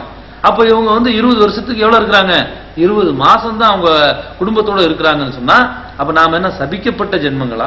மனைவி மக்களை பிரிந்து விட்டு நாம் வாழ வேண்டும் என்றால் நமக்கு இப்படித்தான் நமக்கு இருக்கிறதா, வேற வழியே நமக்கு இல்லையான்னு சொன்னா ஏராளமான வழிகள் இருக்கின்றது. ஊரிலேயே நாம சம்பாதிப்பதற்கு, ஊரிலேயே நிரந்தரமாக நல்ல சம்பளம் உள்ள வேலைகள், எவ்வளவு வேலைகள் இருக்கு, எத்தனை விதமான தொழில்கள் இருக்கின்றன, எத்தனை விதமான அரசாங்க வேலைகள் இருக்குன்னு நமக்கு தெரியல. நமக்கு அரசாங்கத்தில் கிடைக்கக்கூடிய வேலைகள் எத்தனைன்னு நமக்கு தெரியல. அவ்வளவு வேலை வாய்ப்புகள் ரயில்வேல இருந்து, விமானத்தில இருந்து, உங்களுக்கு துறைமுகத்தில் இருந்து ஏராளமான வேலை வாய்ப்புகள் இருக்கின்றது. எங்கனாச்சும் ஒரு முஸ்லீம் ஒரு அத்திப்பூத்த மாதிரி எங்கனாச்சும் ஒருத்தர் 2 பேர் தான் இருக்கிறாங்க. அப்ப அந்த இடங்கள் எல்லாம் நமக்கு உரிய இடங்கள் இல்லையா? அந்த நாட்டு பிரஜை இல்லையா? நாம அந்த நாட்டில் நமக்கு உரிமை இல்லையா? அப்ப அதையெல்லாம் வேண்டாம் என்று நம்மை எல்லோரும் விலக்கி விடுகிறார்கள் என்று பிறர் மீது நாம் பழியை போடுவதை விட, எந்த ஒரு இடஒதுக்கீடும் இல்லாத பிராமண சமுதாயத்தை சேர்ந்த சகோதரர்கள் எப்படி உயர் அந்தஸ்திலே இருந்து கொண்டிருக்கிறார்கள் கொஞ்சம் யோசிச்சு பாருங்க. இது நம்ம நாட்டில் அவங்க ஆரம்பத்துல இருந்து இருந்துட்டு வர்றாங்க, அவங்க பிள்ளைங்க இருந்துட்டு வர்றாங்க, இப்படிலாம் நாம பொய் காரணத்தை சொல்லக்கூடாது. அந்த நாட்டில் அப்படி இருந்தாங்க, இந்த நாட்டில் யார் அவங்களுக்கு அந்த அதிகாரம் கொடுத்தா? இந்த வளைகுடா நாடுகளிலே பிராமண சகோதரர்களுக்கு இடஒதுக்கீடு கொடுக்கப்பட்டிருக்கிறதா? அல்லது அவர்களிடத்திலே கல்வி இருக்கிறது, கல்வி இருக்கின்ற காரணத்தினால் நீங்க துபாய் ஏர்போர்ட்ல நீங்க போய் பாத்தீங்கன்னு சொன்னா உயர்ந்த பதவியில இருக்கக்கூடிய இந்தியர்களிலே பாதிக்கும் மேற்பட்ட சகோதரர்கள் பிராமண சகோதரர்களாக இருக்கிறாங்க. என்ன காரணம்? அவர்கள் ஹிந்தி படிக்கின்றார்கள். நமக்கு அல்லாஹ் அருளிய வேதம் குர்ஆனாக இருக்கிறது, அந்த அரபி மொழியை நாம என்ன செய்யறதில்ல, முறையாக படிப்பதில்லை. முறையாக படிச்சோமா? அரபியை முறையாக படித்தவர் கையை தூக்குங்க. தமிழ்நாட்டு முஸ்லிம்கள்ல அரபியை முறையாக படித்தவர்கள் யார்? அவங்க படிக்கிறாங்க, அவங்க குழந்தைங்களுக்கு அரபியை கத்துக் கொடுக்குறாங்க, அவங்க குழந்தைங்களுக்கு ஹிந்தியை கத்துக் கொடுக்குறாங்க. அவர்கள் கல்வியிலே சிறந்து விளங்கிய காரணத்தினால் அவர்கள் இந்த நாடுகளிலும் அவர்களுக்கு இங்க என்ன செய்கிறது, உயர்ந்த பதவிகள் கிடைக்கின்றது என்று சொன்னால், இது நம்ம அடுத்தவர்களை குறை சொல்லிக் கொண்டே, அடுத்தவர்கள் நம்மை தடுக்கிறார்கள் என்று சொல்லிக் கொண்டே நம்மை நாம் தாழ்த்திக் கொள்ளக்கூடாது. நம்மிடத்தில் தகுதிகளை நாம் வளர்த்துக் கொள்ளாமல் நம்முடைய சமுதாயத்தை உறுதிமிக்க ஒரு சமுதாயமாக, கல்வி இல்லாத சமுதாயம் எப்போதுமே என்ன செய்ய முடியாது, சிறப்படையவே முடியாது. கல்விக்கு எங்கும் சிறப்பு. கல்வி உங்க இடத்துல இருக்குன்னு, உங்ககிட்ட நிறைய காசு இருக்குன்னு சொன்னா உங்க ஊர்ல தான் உங்களுக்கு பெருமை, வேற ஊருக்கு போனீங்கன்னா உங்களுக்கு பெருமை இல்லை. அப்போ எந்த அளவு இங்க சம்பாதிக்கக்கூடிய காசு, இந்த தமிழ்ல ஒரு பழமொழி, கூலி அரைப்பணம் சம கூலி முக்கா பணம். கூலி ஒரு இடத்துல போய் ஒரு வேலை செஞ்சா கூலியை கொடுத்தானா, அந்த கூலியை தூக்கிட்டு போய் இவனால முடியல, ஒரு ஆளை பிடிச்சி தூக்கிட்டு உடனே அவன் தூக்கிட்டு வச்சுட்டு முக்கா பணம் செம கூலியா கேட்டானா, முக்கா பணத்தை கொடுத்துட்டு இது எவ்வளோடா போகணும், இது அரைப்பணம் காப்பணம். அப்ப கூலி அரைப்பணம் செம கூலி முக்கா பணம்னு சொல்லுவாங்க. அந்த மாதிரி இந்த வெளிநாடுகளுக்கு சமீபத்தில் வரக்கூடியவர்களை எல்லாம் பார்த்தா அவங்க வர்றதுக்கு பண்ண செலவு தான் அதிகம், சம்பாதிச்சது ரொம்ப கம்மி. என்சிலே எதுல இங்க அபுதாபிக்கு அந்த பக்கம் ஒரு தீவில் இருக்கக்கூடிய நம்முடைய நண்பர் ஒருவருடைய மச்சனன் 4 வருஷம் 2 நாளுக்கு முன்னாடி ஊருக்கு போறார். 4 வருஷம் 1,80,000 ரூபாய் 4 வருஷத்துக்கு முன்னாலே கட்டிட்டு வந்துட்டு 60,000 ரூபாய் ஊருக்கு அனுப்பிட்டு இப்போ ஊருக்கு போறார். வாங்கிட்டு கொடுத்து கட்டிட்டு வந்தது எவ்வளவு, 80,000 ரூபாய். இவர் 4 வருஷத்துல ஊருக்கு அனுப்புனது 60,000 ரூபாய். அப்ப என்ன, இதை கூலி அரைப்பணம் செமக்கூலி முக்கா பணம்னு சொல்ற மாதிரி வெளிநாட்டு வாழ்க்கை என்பது படித்தவர்களுக்கு எங்க போனாலும் சிறப்பு. படிச்சா நீங்க உங்களுடைய மனைவி மக்களோட நீங்க இருக்கலாம், அது வேற. அது எப்போதுமே உங்களை எந்த நாடுகளையும் ஒன்றும் பண்ண முடியாது, நீங்க எங்கேயும் போகலாம். ஆனா படிக்காம எந்த ஒரு தொழிலும் இல்லாம மிக குறைந்த சம்பளத்தில் வெளிநாட்டில் இருக்கக்கூடியவர்கள் நம்முடைய பொருளாதாரத்தை நாம விரயம் பண்ணாம சேமித்து, அந்த பொருளாதாரத்தை கொண்டு நம்முடைய பொருளாதாரத்தை மென்மேலும் வளர்த்து நம்முடைய குழந்தைகளை பட்டப்படிப்பு வரை படிக்க வைக்க வேண்டும் என்ற உறுதி கொண்டு அடுத்து வரக்கூடிய நம்முடைய சந்ததிகள் இது போன்ற நிலைக்கு ஆளாக கூடாது என்று சொன்னால் சமுதாயத்தின் மீது நாம் ஒவ்வொருவரும் அக்கறை கொண்டு நம்முடைய குடும்பத்தை நாம் என்ன செய்யணும், ஒழுக்கத்திலும் கல்வியிலும் பொருளாதாரத்திலும் உயர்ந்த நிலைக்கு கொண்டு வர ஒவ்வொருவரும் பாடுபட்டால் சமுதாயம் என்ன செய்யும், தானாக முன்னோற்றத்தை நோக்கி என்ன செய்யும், போய்கொண்டே இருக்கும். அப்ப அல்லாஹ்வுடைய தூதர் ரசூல் ஸல்லல்லாஹு அலைஹி வஸல்லம் இன்னொரு காரணத்தை சொல்லி காட்டுறாங்க. ஒரு காலத்துல முஸ்லிம்கள் பெருகி இருப்பாங்க, அவர்களிடத்துல இந்த சமத்துவம் என்ன செய்துவிடும், குறைந்து விடும். இந்த எங்கே மக்கள் ஒன்றிணைந்து இல்லாமல் பல பிரிவாக இருக்கின்றார்களோ அவர்களுக்கு எந்த வளர்ச்சியும் கிடையாது, எதுலேயுமே அவர்கள் வெற்றி அடையவே முடியாது. காரணம் என்ன அப்படின்னு கேட்டீங்கன்னு சொன்னா, பலவீனப்பட்டு போயிடும். பலவீனப்பட்டு போனா அந்த சமுதாயம் எல்லாத்திலையும் பலவீனப்பட்டு போயிடும். அல்லாஹ்வுடைய தூதர் ரசூல் ஸல்லல்லாஹு அலைஹி வஸல்லம் சொல்லக்கூடிய ஒரு ஹதீஸ், ஒரு காலம் வரும் என்னுடைய சமுதாயத்தின் மீது ஏனைய சமுதாயத்தவர்கள் ஒரு பசியினால் மிகவும் பசியில் அகோர பசியில் இருக்கக்கூடிய ஒரு சில உணவு பாத்திரத்தை நோக்கி எவ்வாறு பாய்வார்களோ அதுபோல ஏனைய சமுதாயத்தவர் என்னுடைய உம்மத்து மீது பாய்வார்கள் என்று அல்லாஹ்வுடைய தூதர் ரசூல் ஸல்லல்லாஹு அலைஹி வஸல்லம் எதிர்காலத்திலே நடக்கக்கூடிய ஒரு விஷயத்தை முன்னறிவிப்பாக சொல்லி காட்டுகின்றார்கள்.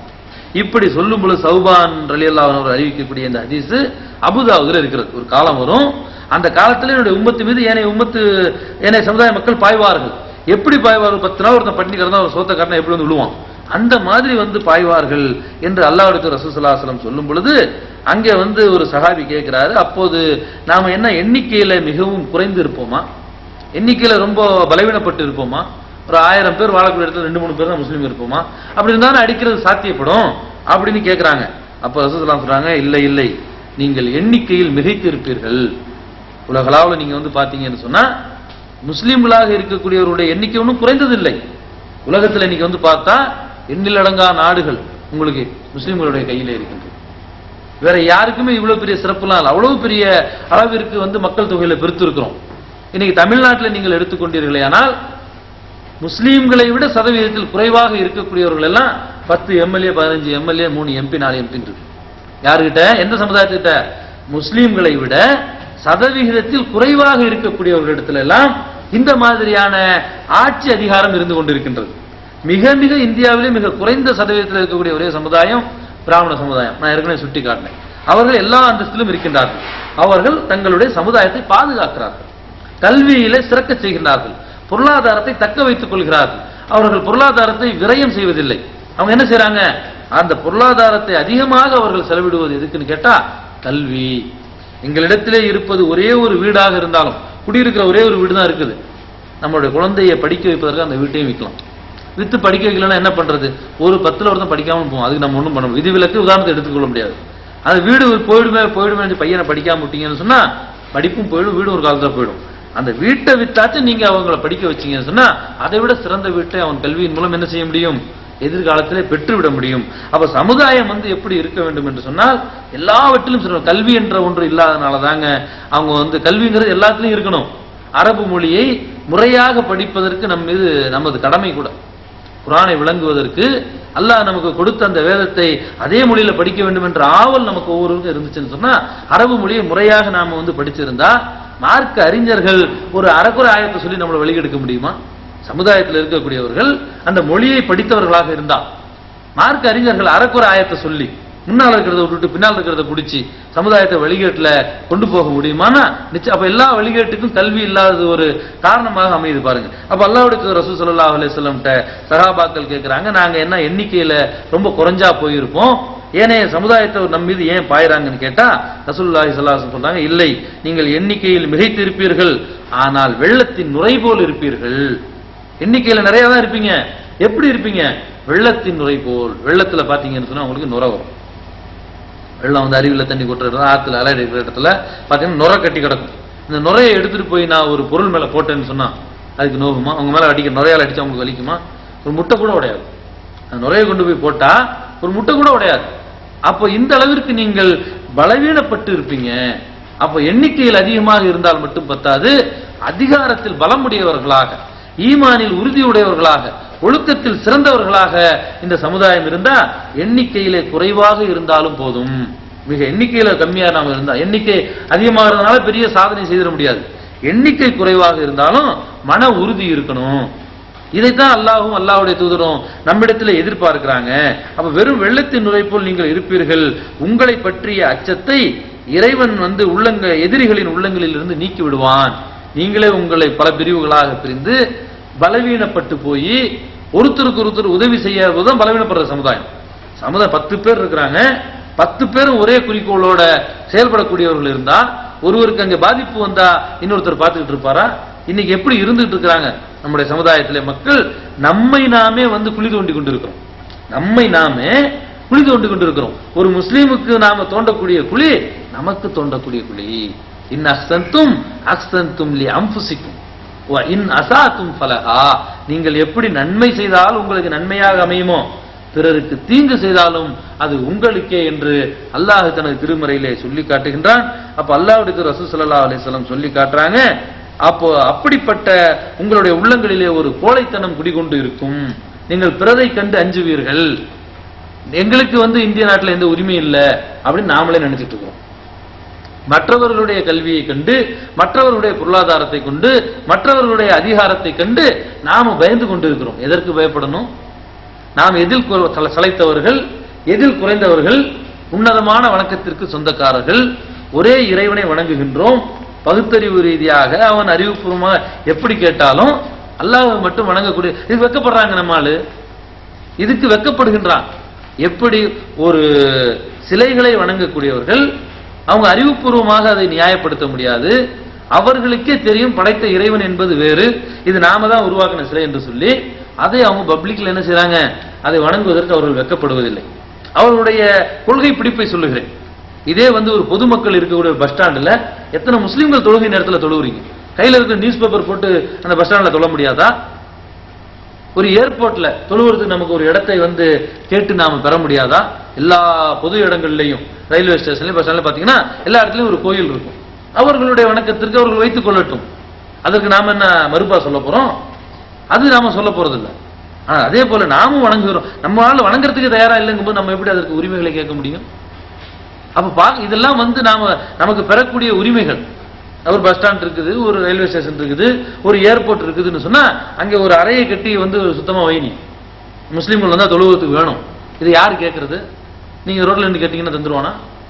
நீங்க 4 எம்எல்ஏவோ எம்பியோ போய் நீங்க உட்காந்துக்கிட்டு அதை ஒதுக்குனீங்கன்னு சொன்னா யாருமே வாயை திறக்க முடியாது. ஏன்பா நீ ஒரு பக்கம் ஒதுக்கிருக்கு, நான் ஒரு பக்கம் ஒதுக்க போறேன், உன் தெய்வத்தை நீ வணங்கு, யாரெல்லாம் நான் வணங்க போறேன். அப்ப அப்படிப்பட்ட ஒரு இடம் இல்ல. சரி, இல்லாம அது கிடைக்கும் போது நம்ம பாத்துக்குவோம். அது வரைக்கும் தொழுகையுரிய நேரத்தில் கையில நியூஸ் பேப்பரை கீழே போட்டு தொழுகிறதுக்கு உங்களுக்கு என்ன தடை இருக்குது? தொழுகைக்குரிய நேரத்தில் அதை 4 பேருக்கு முன்னால தொழுவது நாம வைக்கப்படுறோம். இருக்கா இல்லையா நம்முடைய உள்ளங்களில்? அப்ப இதெல்லாம் நாம தூக்கி போடணும்.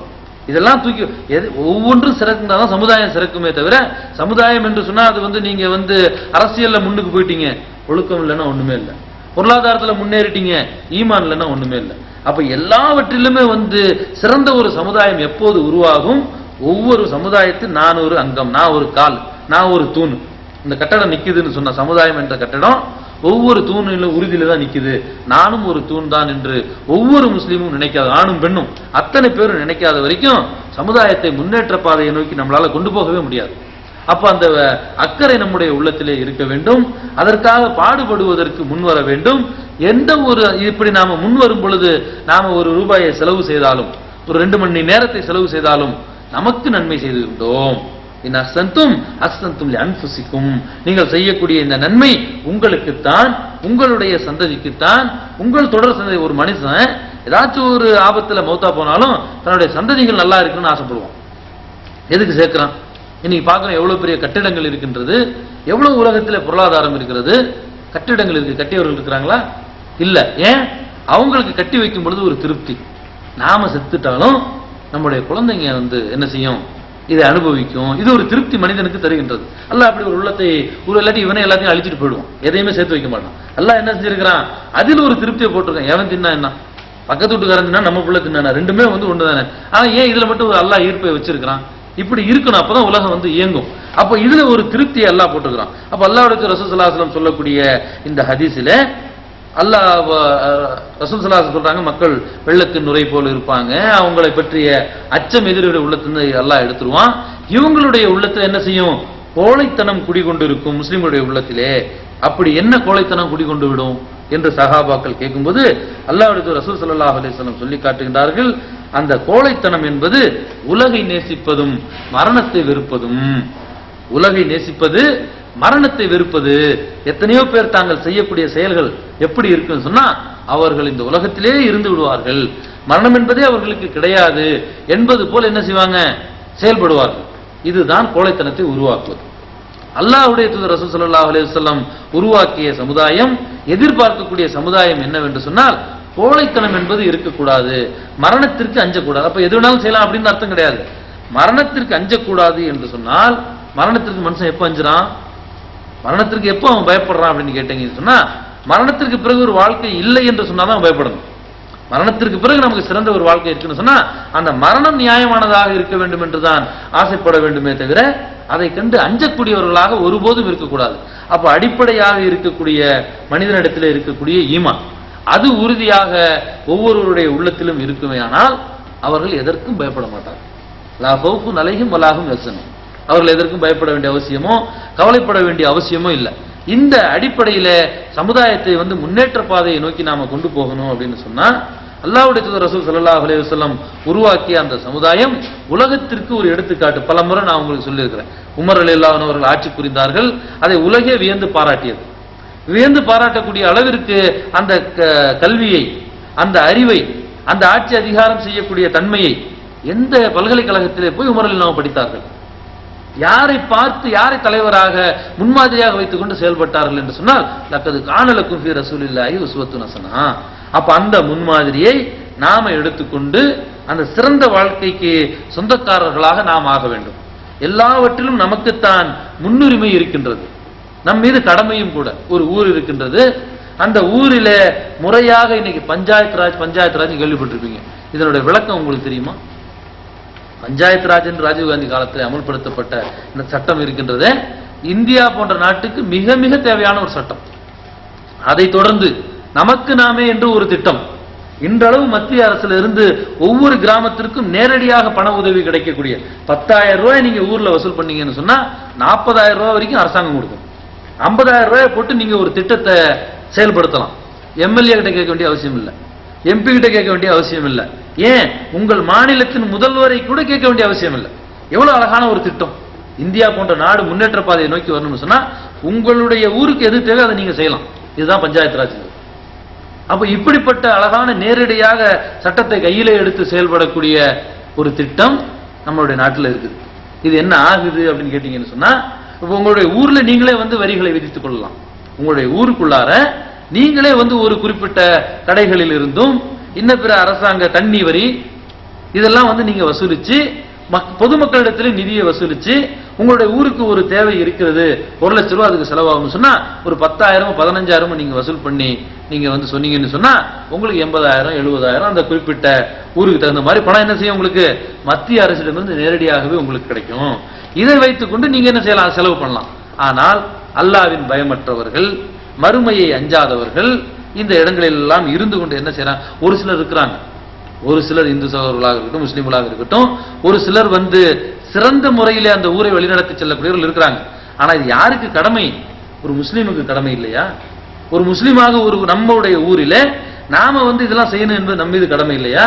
அப்போ ஒரு பஞ்சாயத்து எலெக்ஷன்ல நிக்கிறதுக்கு நாம 50,000 1 லட்ச ரூபாய் செலவு பண்ணா நாம என்ன செய்ய வேண்டி வரும், அந்த பணத்தை இதுல தான் எடுக்க வேண்டி வரும். செலவு பண்ணாம எப்படி இந்த காலத்துல ஜெயிக்க முடியும் அப்படின்னு நாம நினைக்கிறோம்.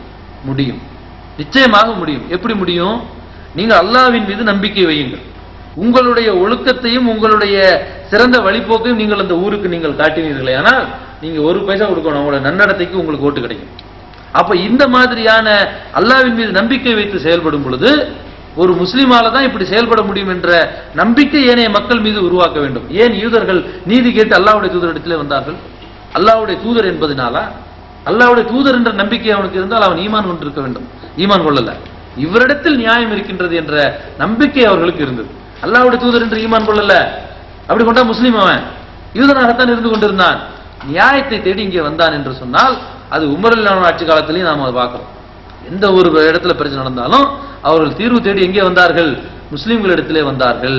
இது தமிழகத்திலும் இந்தியாவின் பல கிராமங்களிலும் முஸ்லிம்களிடத்திலே நீதி கேட்டு வந்த வரலாற்று சம்பவங்கள் இருக்கின்றது.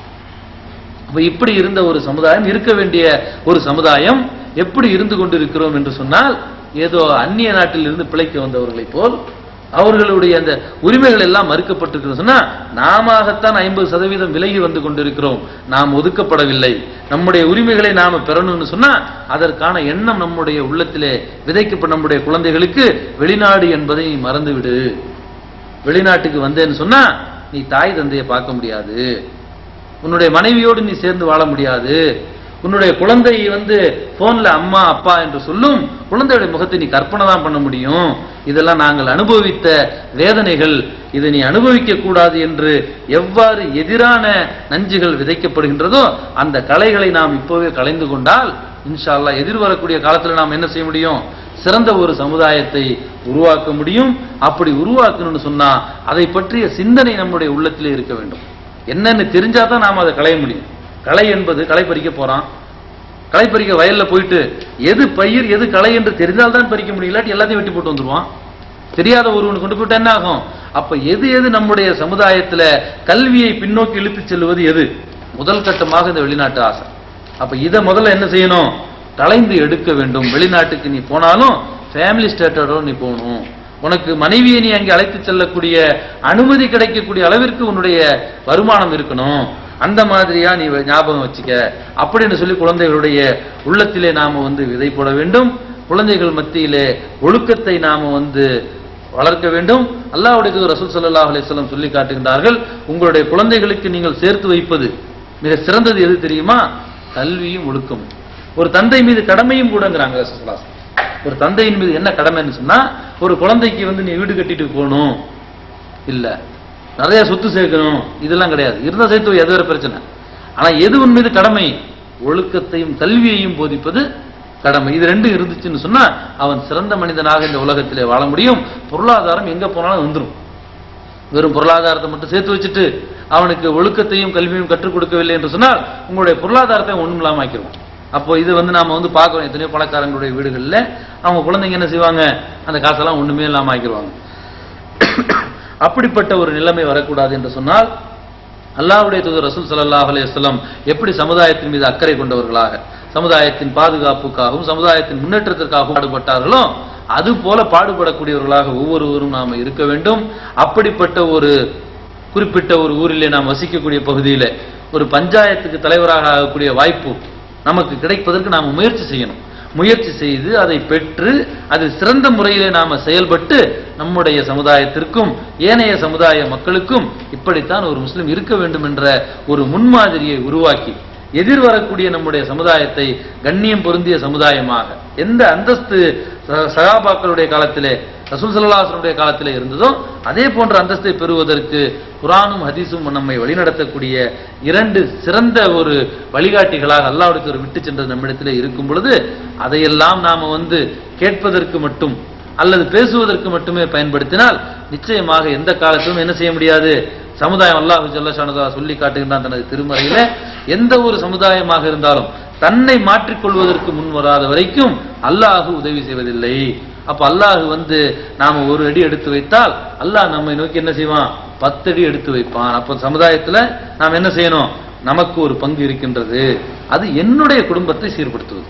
இதுதான் குறைந்தபட்சமாக என்னுடைய குடும்பத்தை நான் என்ன செய்வேன்?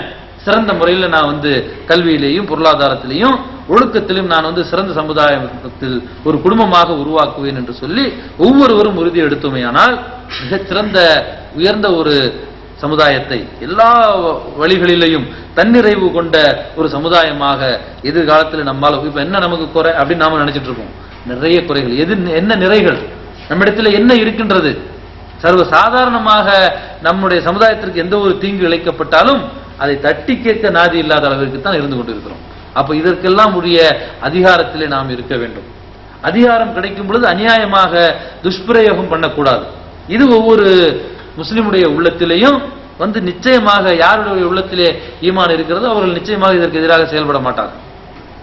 யார் மீது ஒரு அநியாயம் நடந்தாலும் அதை தட்டி கேட்கக்கூடியவர்களாகத்தான் நாம இருக்கணுமே தவிர சமுதாயம் சமுதாயம் என்று சொல்லி சமுதாயத்தின் மீது என்ன செய்யக்கூடாது? பற்று இருக்க வேண்டுமே தவிர அது ஒருபோதும் வெறியாக கூடாது. அல்லாஹ்வுடைய ரசூல் ஸல்லல்லாஹு அலைஹி வஸல்லம் சொல்லி காட்டுறாங்க, யார் ஒருவர் தங்களுடைய இனத்தின் மீது இந்த மாதிரியான பற்று, மாச்சாரியம் என்று சொன்னால் அவர்கள் எது செய்தாலும் அதை ஏற்றுக்கொள்வது. அந்த மாதிரியான இனமாச்சாரியம் யாரிடத்தில் இருக்கிறதோ அவர் கிணற்றில் விழும் ஒட்டகத்தின் வாளை பிடித்தவர் போலாவார் என்று அல்லாஹ்வுடைய ரசூல் ஸல்லல்லாஹு அலைஹி வஸல்லம் சொல்லி காட்டுறாங்க.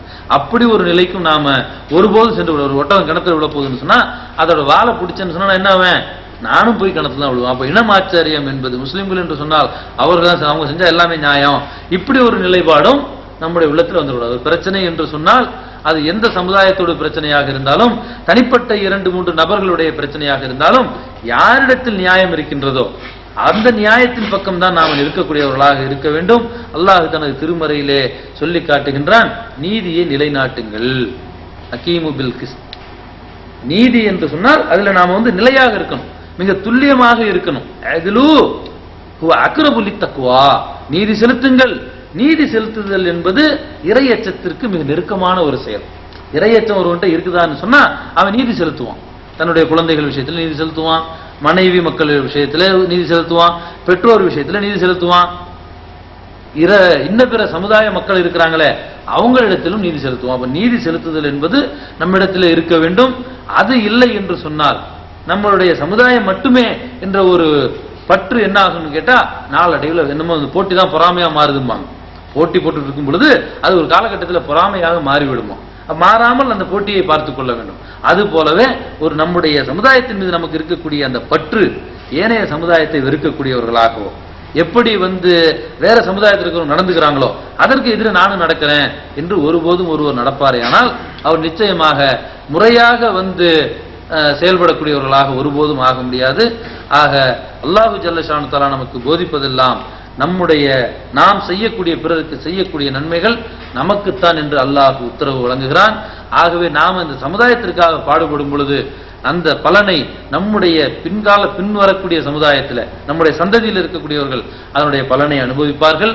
அது மட்டுமல்லாமல் ஒரு நல்ல ஒரு காரியத்தை துவங்கி வைத்தால் அந்த துவக்கி வைத்ததிலிருந்து அதற்கு சமுதாயத்தில் எவ்வளவு பலன் கிடைக்குதோ அந்த நன்மையெல்லாம் என்ன செய்யும், நமக்கும் கிடைக்கும். ஆகவே நம்முடைய உள்ளத்தில் நாம் உறுதி கொள்ள வேண்டும். நம்முடைய குறைந்தபட்சம் ஒவ்வொருவரும் நம்முடைய குடும்பத்தை கல்வியிலும் ஒழுக்கத்திலும் சிறந்த ஒரு பொருளாதாரத்தை முறையாக பயன்படுத்தக்கூடியவர்களாக நாம் ஒவ்வொருவரும் ஆக வேண்டும். அதற்காக நாம் ஒவ்வொருவரும் உழைப்பதற்கு உறுதி கொள்ள வேண்டும் என்று கேட்டுக்கொண்டவனாக என்னுடைய உரையை முடித்துக் கொள்கிறேன். வாஹிரு தாவானா அல்ஹம்துலில்லாஹி ரப்பில் ஆலமீன். அஸ்ஸலாமு அலைக்கும் வரஹ்மத்துல்லாஹி வபரகாத்துஹு. மணியை பார்க்காதீங்க, மணி 10 நிமிஷம் கூட்டி வச்சிருக்காங்க. நானும் போன்ட்டு மணியை பார்த்தேன், ஏமாந்துட்டேன். சரி, அதாவது பிற சமுதாயத்தை பார்த்து பொறாமப்படக்கூடாதுன்னு சொன்னாங்க. பிற சமுதாயம்னா யாரு? அவங்க தனியாக பிறந்து வந்தவங்களா? அதை நம்ம சிந்திக்கணும். ஏன்னு சொன்னால் பல சகோதரர்கள் பார்க்குறோம். சமுதாயத்துக்காக பாடுபடக்கூடியவர்கள் என்று சொல்லக்கூடிய யாராக இருந்தாலும் சரி, அல்லது அறிஞர்களாக இருந்தாலும் சரி. சமீபத்தில் ஒரு அறிஞரோட நம்ம இடத்துக்கு போயிருக்கிறோம். பாளையங்கோட்டை பகுதியில் நினைக்கும் போது இந்த பகுதியிலலாம் இவனு எப்படி இடம் வாங்கிட்டாங்களே அப்படி சொல்லி மாற்று மத குறிப்பிட்ட சமுதாயத்தை பார்த்து சொல்லி எப்படி இடம் வாங்கினாங்க அப்படின்னு இந்த மாதிரி அவங்க முன்னேறிட்டாங்கன்னு சொன்னார். அப்படிலாம் சொன்னேன், இந்த வார்த்தை உங்கள்கிட்ட வரக்கூடாது. இப்படித்தான் நம்ம உங்களை மாதிரி ஆளுங்கள்ட்ட நினைச்சது வார்த்தை வருது. அவங்க யார்?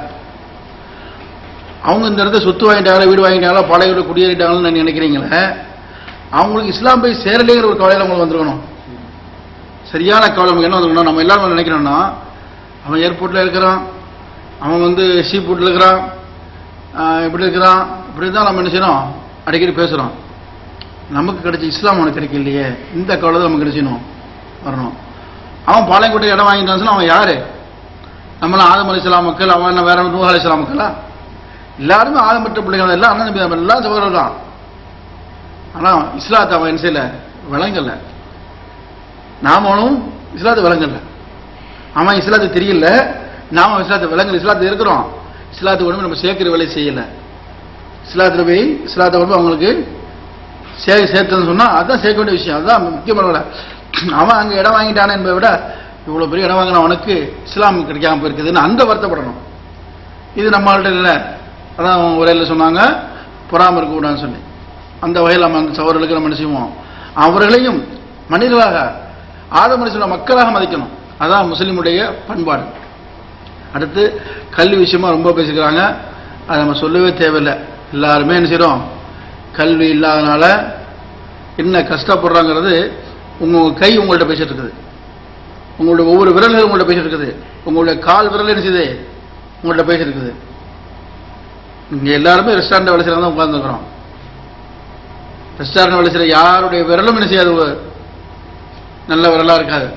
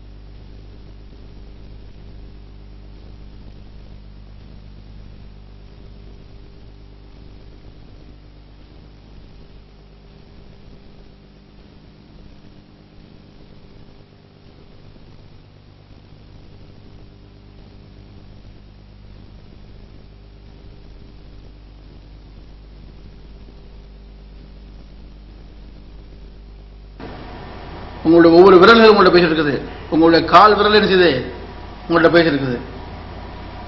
இங்க எல்லாருமே ரெஸ்டாரண்ட் வேலை செய்யறதா உட்கார்ந்துருக்கிறோம். ரெஸ்டாரண்ட் வேலை செய்யற யாருடைய விரலும் என்ன செய்யாது, நல்ல விரலா இருக்காது. எப்படியாவது என்ன செய்யும், ஒரு விரல 2 விரல என்ன செய்யும், பெரும்பாலும் 10 விரல். இப்ப விரல் என்ன கை போனவங்களும் இருக்கிறாங்க. நம்ம ஒரு காரங்க இல்லையா, கராச்சி வேலை செய்ய கையெல்லாம் இதாகி போனதை பார்க்க இல்லையா. ஏன் கல்வி இல்லாம இந்த கல்வியை வலியுறுத்தி பேசிட்டு இருக்கிறோம்.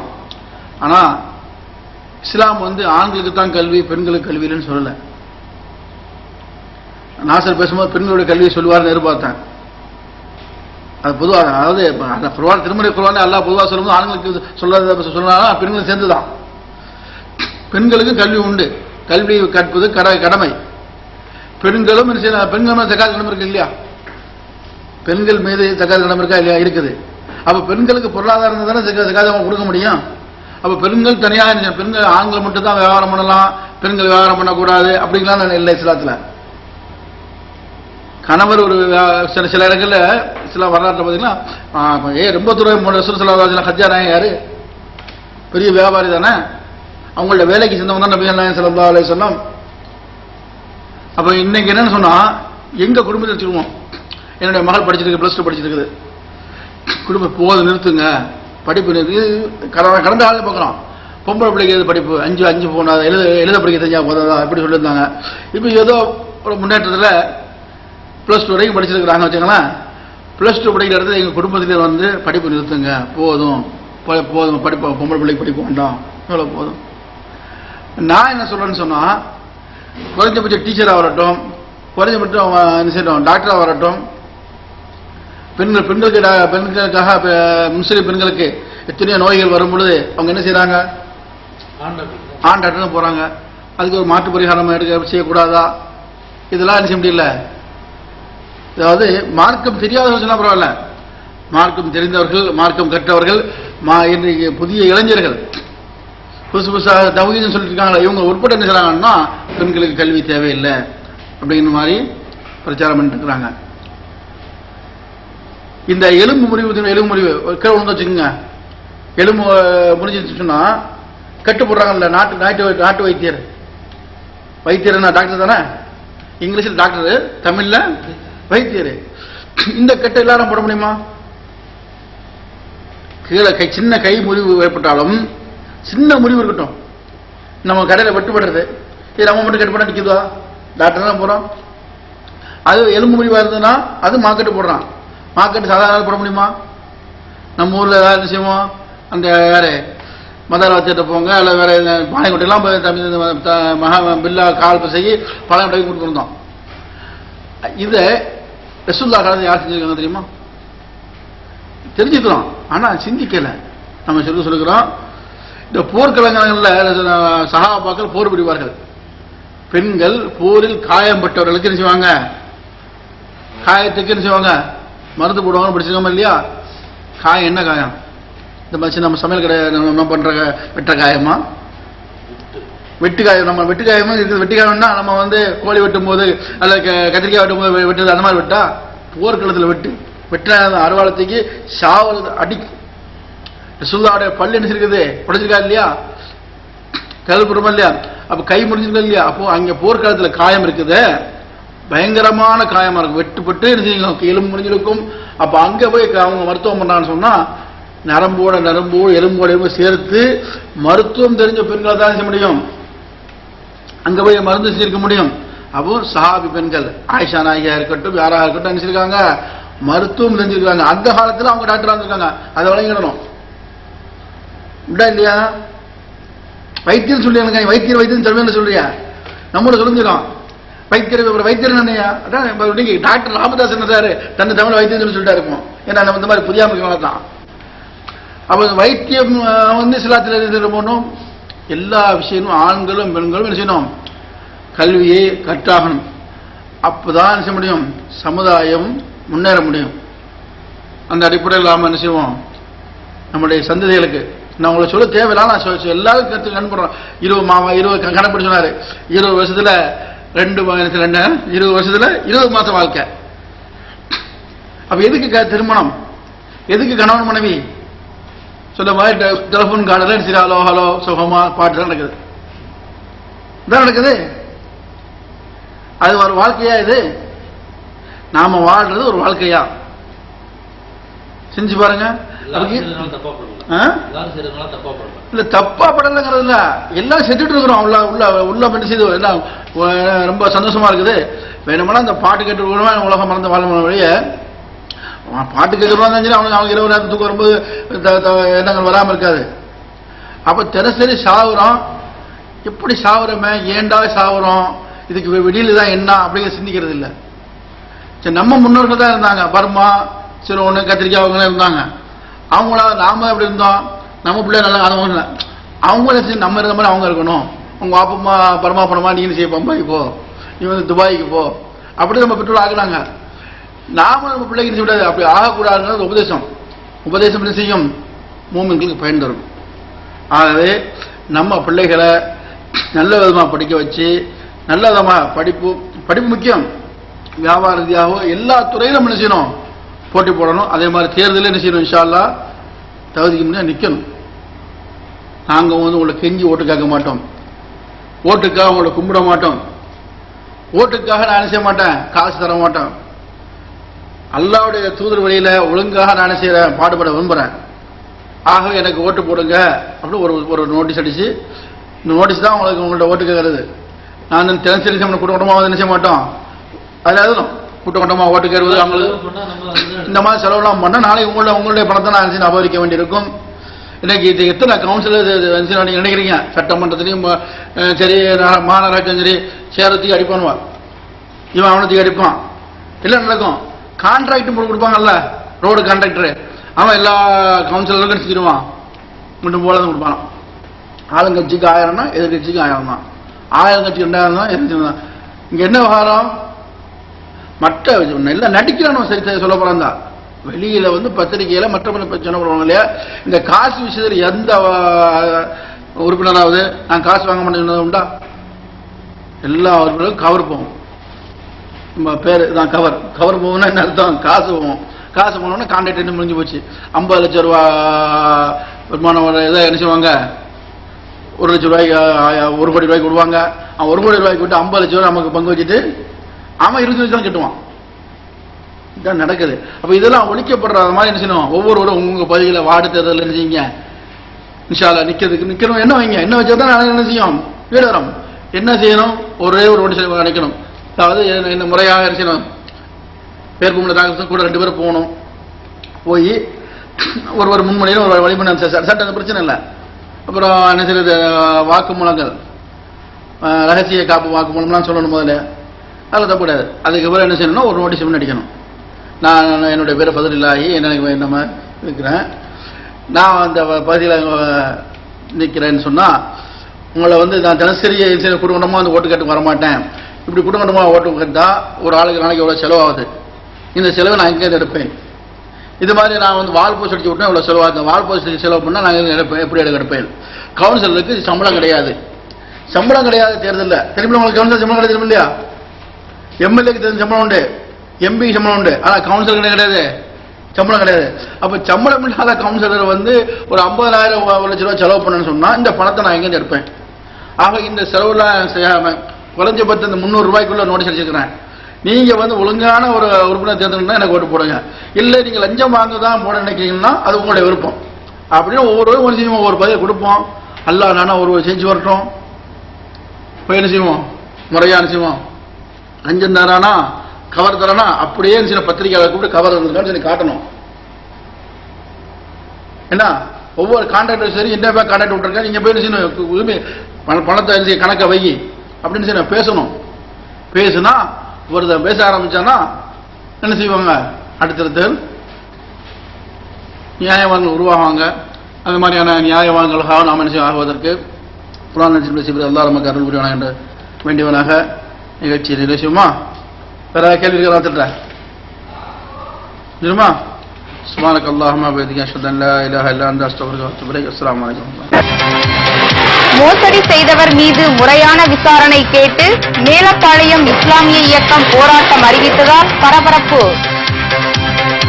நெல்லை முறையான விசாரணை கேட்டு மேலப்பாளையம் முஸ்லிம் அமைப்பு போராட்டத்தை அறிவித்துள்ளது.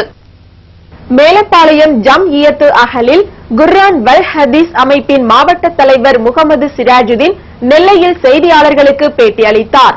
அப்போது தங்களது மேலப்பாளையம் கிளையை நிர்வகிக்க நியமிக்கப்பட்ட இருவர் மோசடியில் இறங்கியுள்ளதாக குற்றம் சாட்டினார்.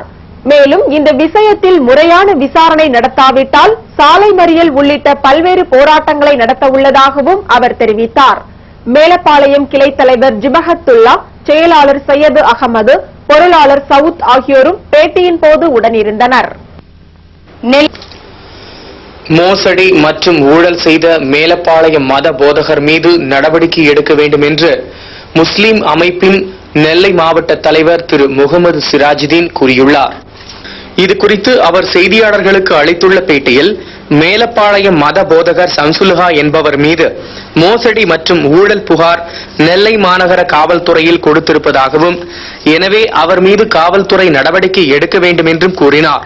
மேலும் தாங்கள் இதை வலியுறுத்தி மறியல் போராட்டம் நடத்துவதாக இருந்ததாகவும், ஆனால் பொதுமக்களின் நலன் கருதி போராட்டத்தை கைவிட்டு விட்டதாகவும் தெரிவித்தனர். தற்போது கட்டடத்தை வந்து டிஎன்டிஜே என்ற ஒரு ஸ்தாபனத்தோட அந்த எங்களோட இமாமா இருந்தவர், நாங்கள் வந்து இமாமா பணிக்கு நியமனம் செய்த சம்சுல்லுதா ரஹ்மான் என்பவர் வந்து அந்த அமைப்போட சேர்ந்து எங்களோட சொத்தையும் அந்த அமைப்புக்கு எடுத்துகிட்டு போனதுக்காக பல மோசடியான வழிகளை செஞ்சுட்டு இருக்காரு.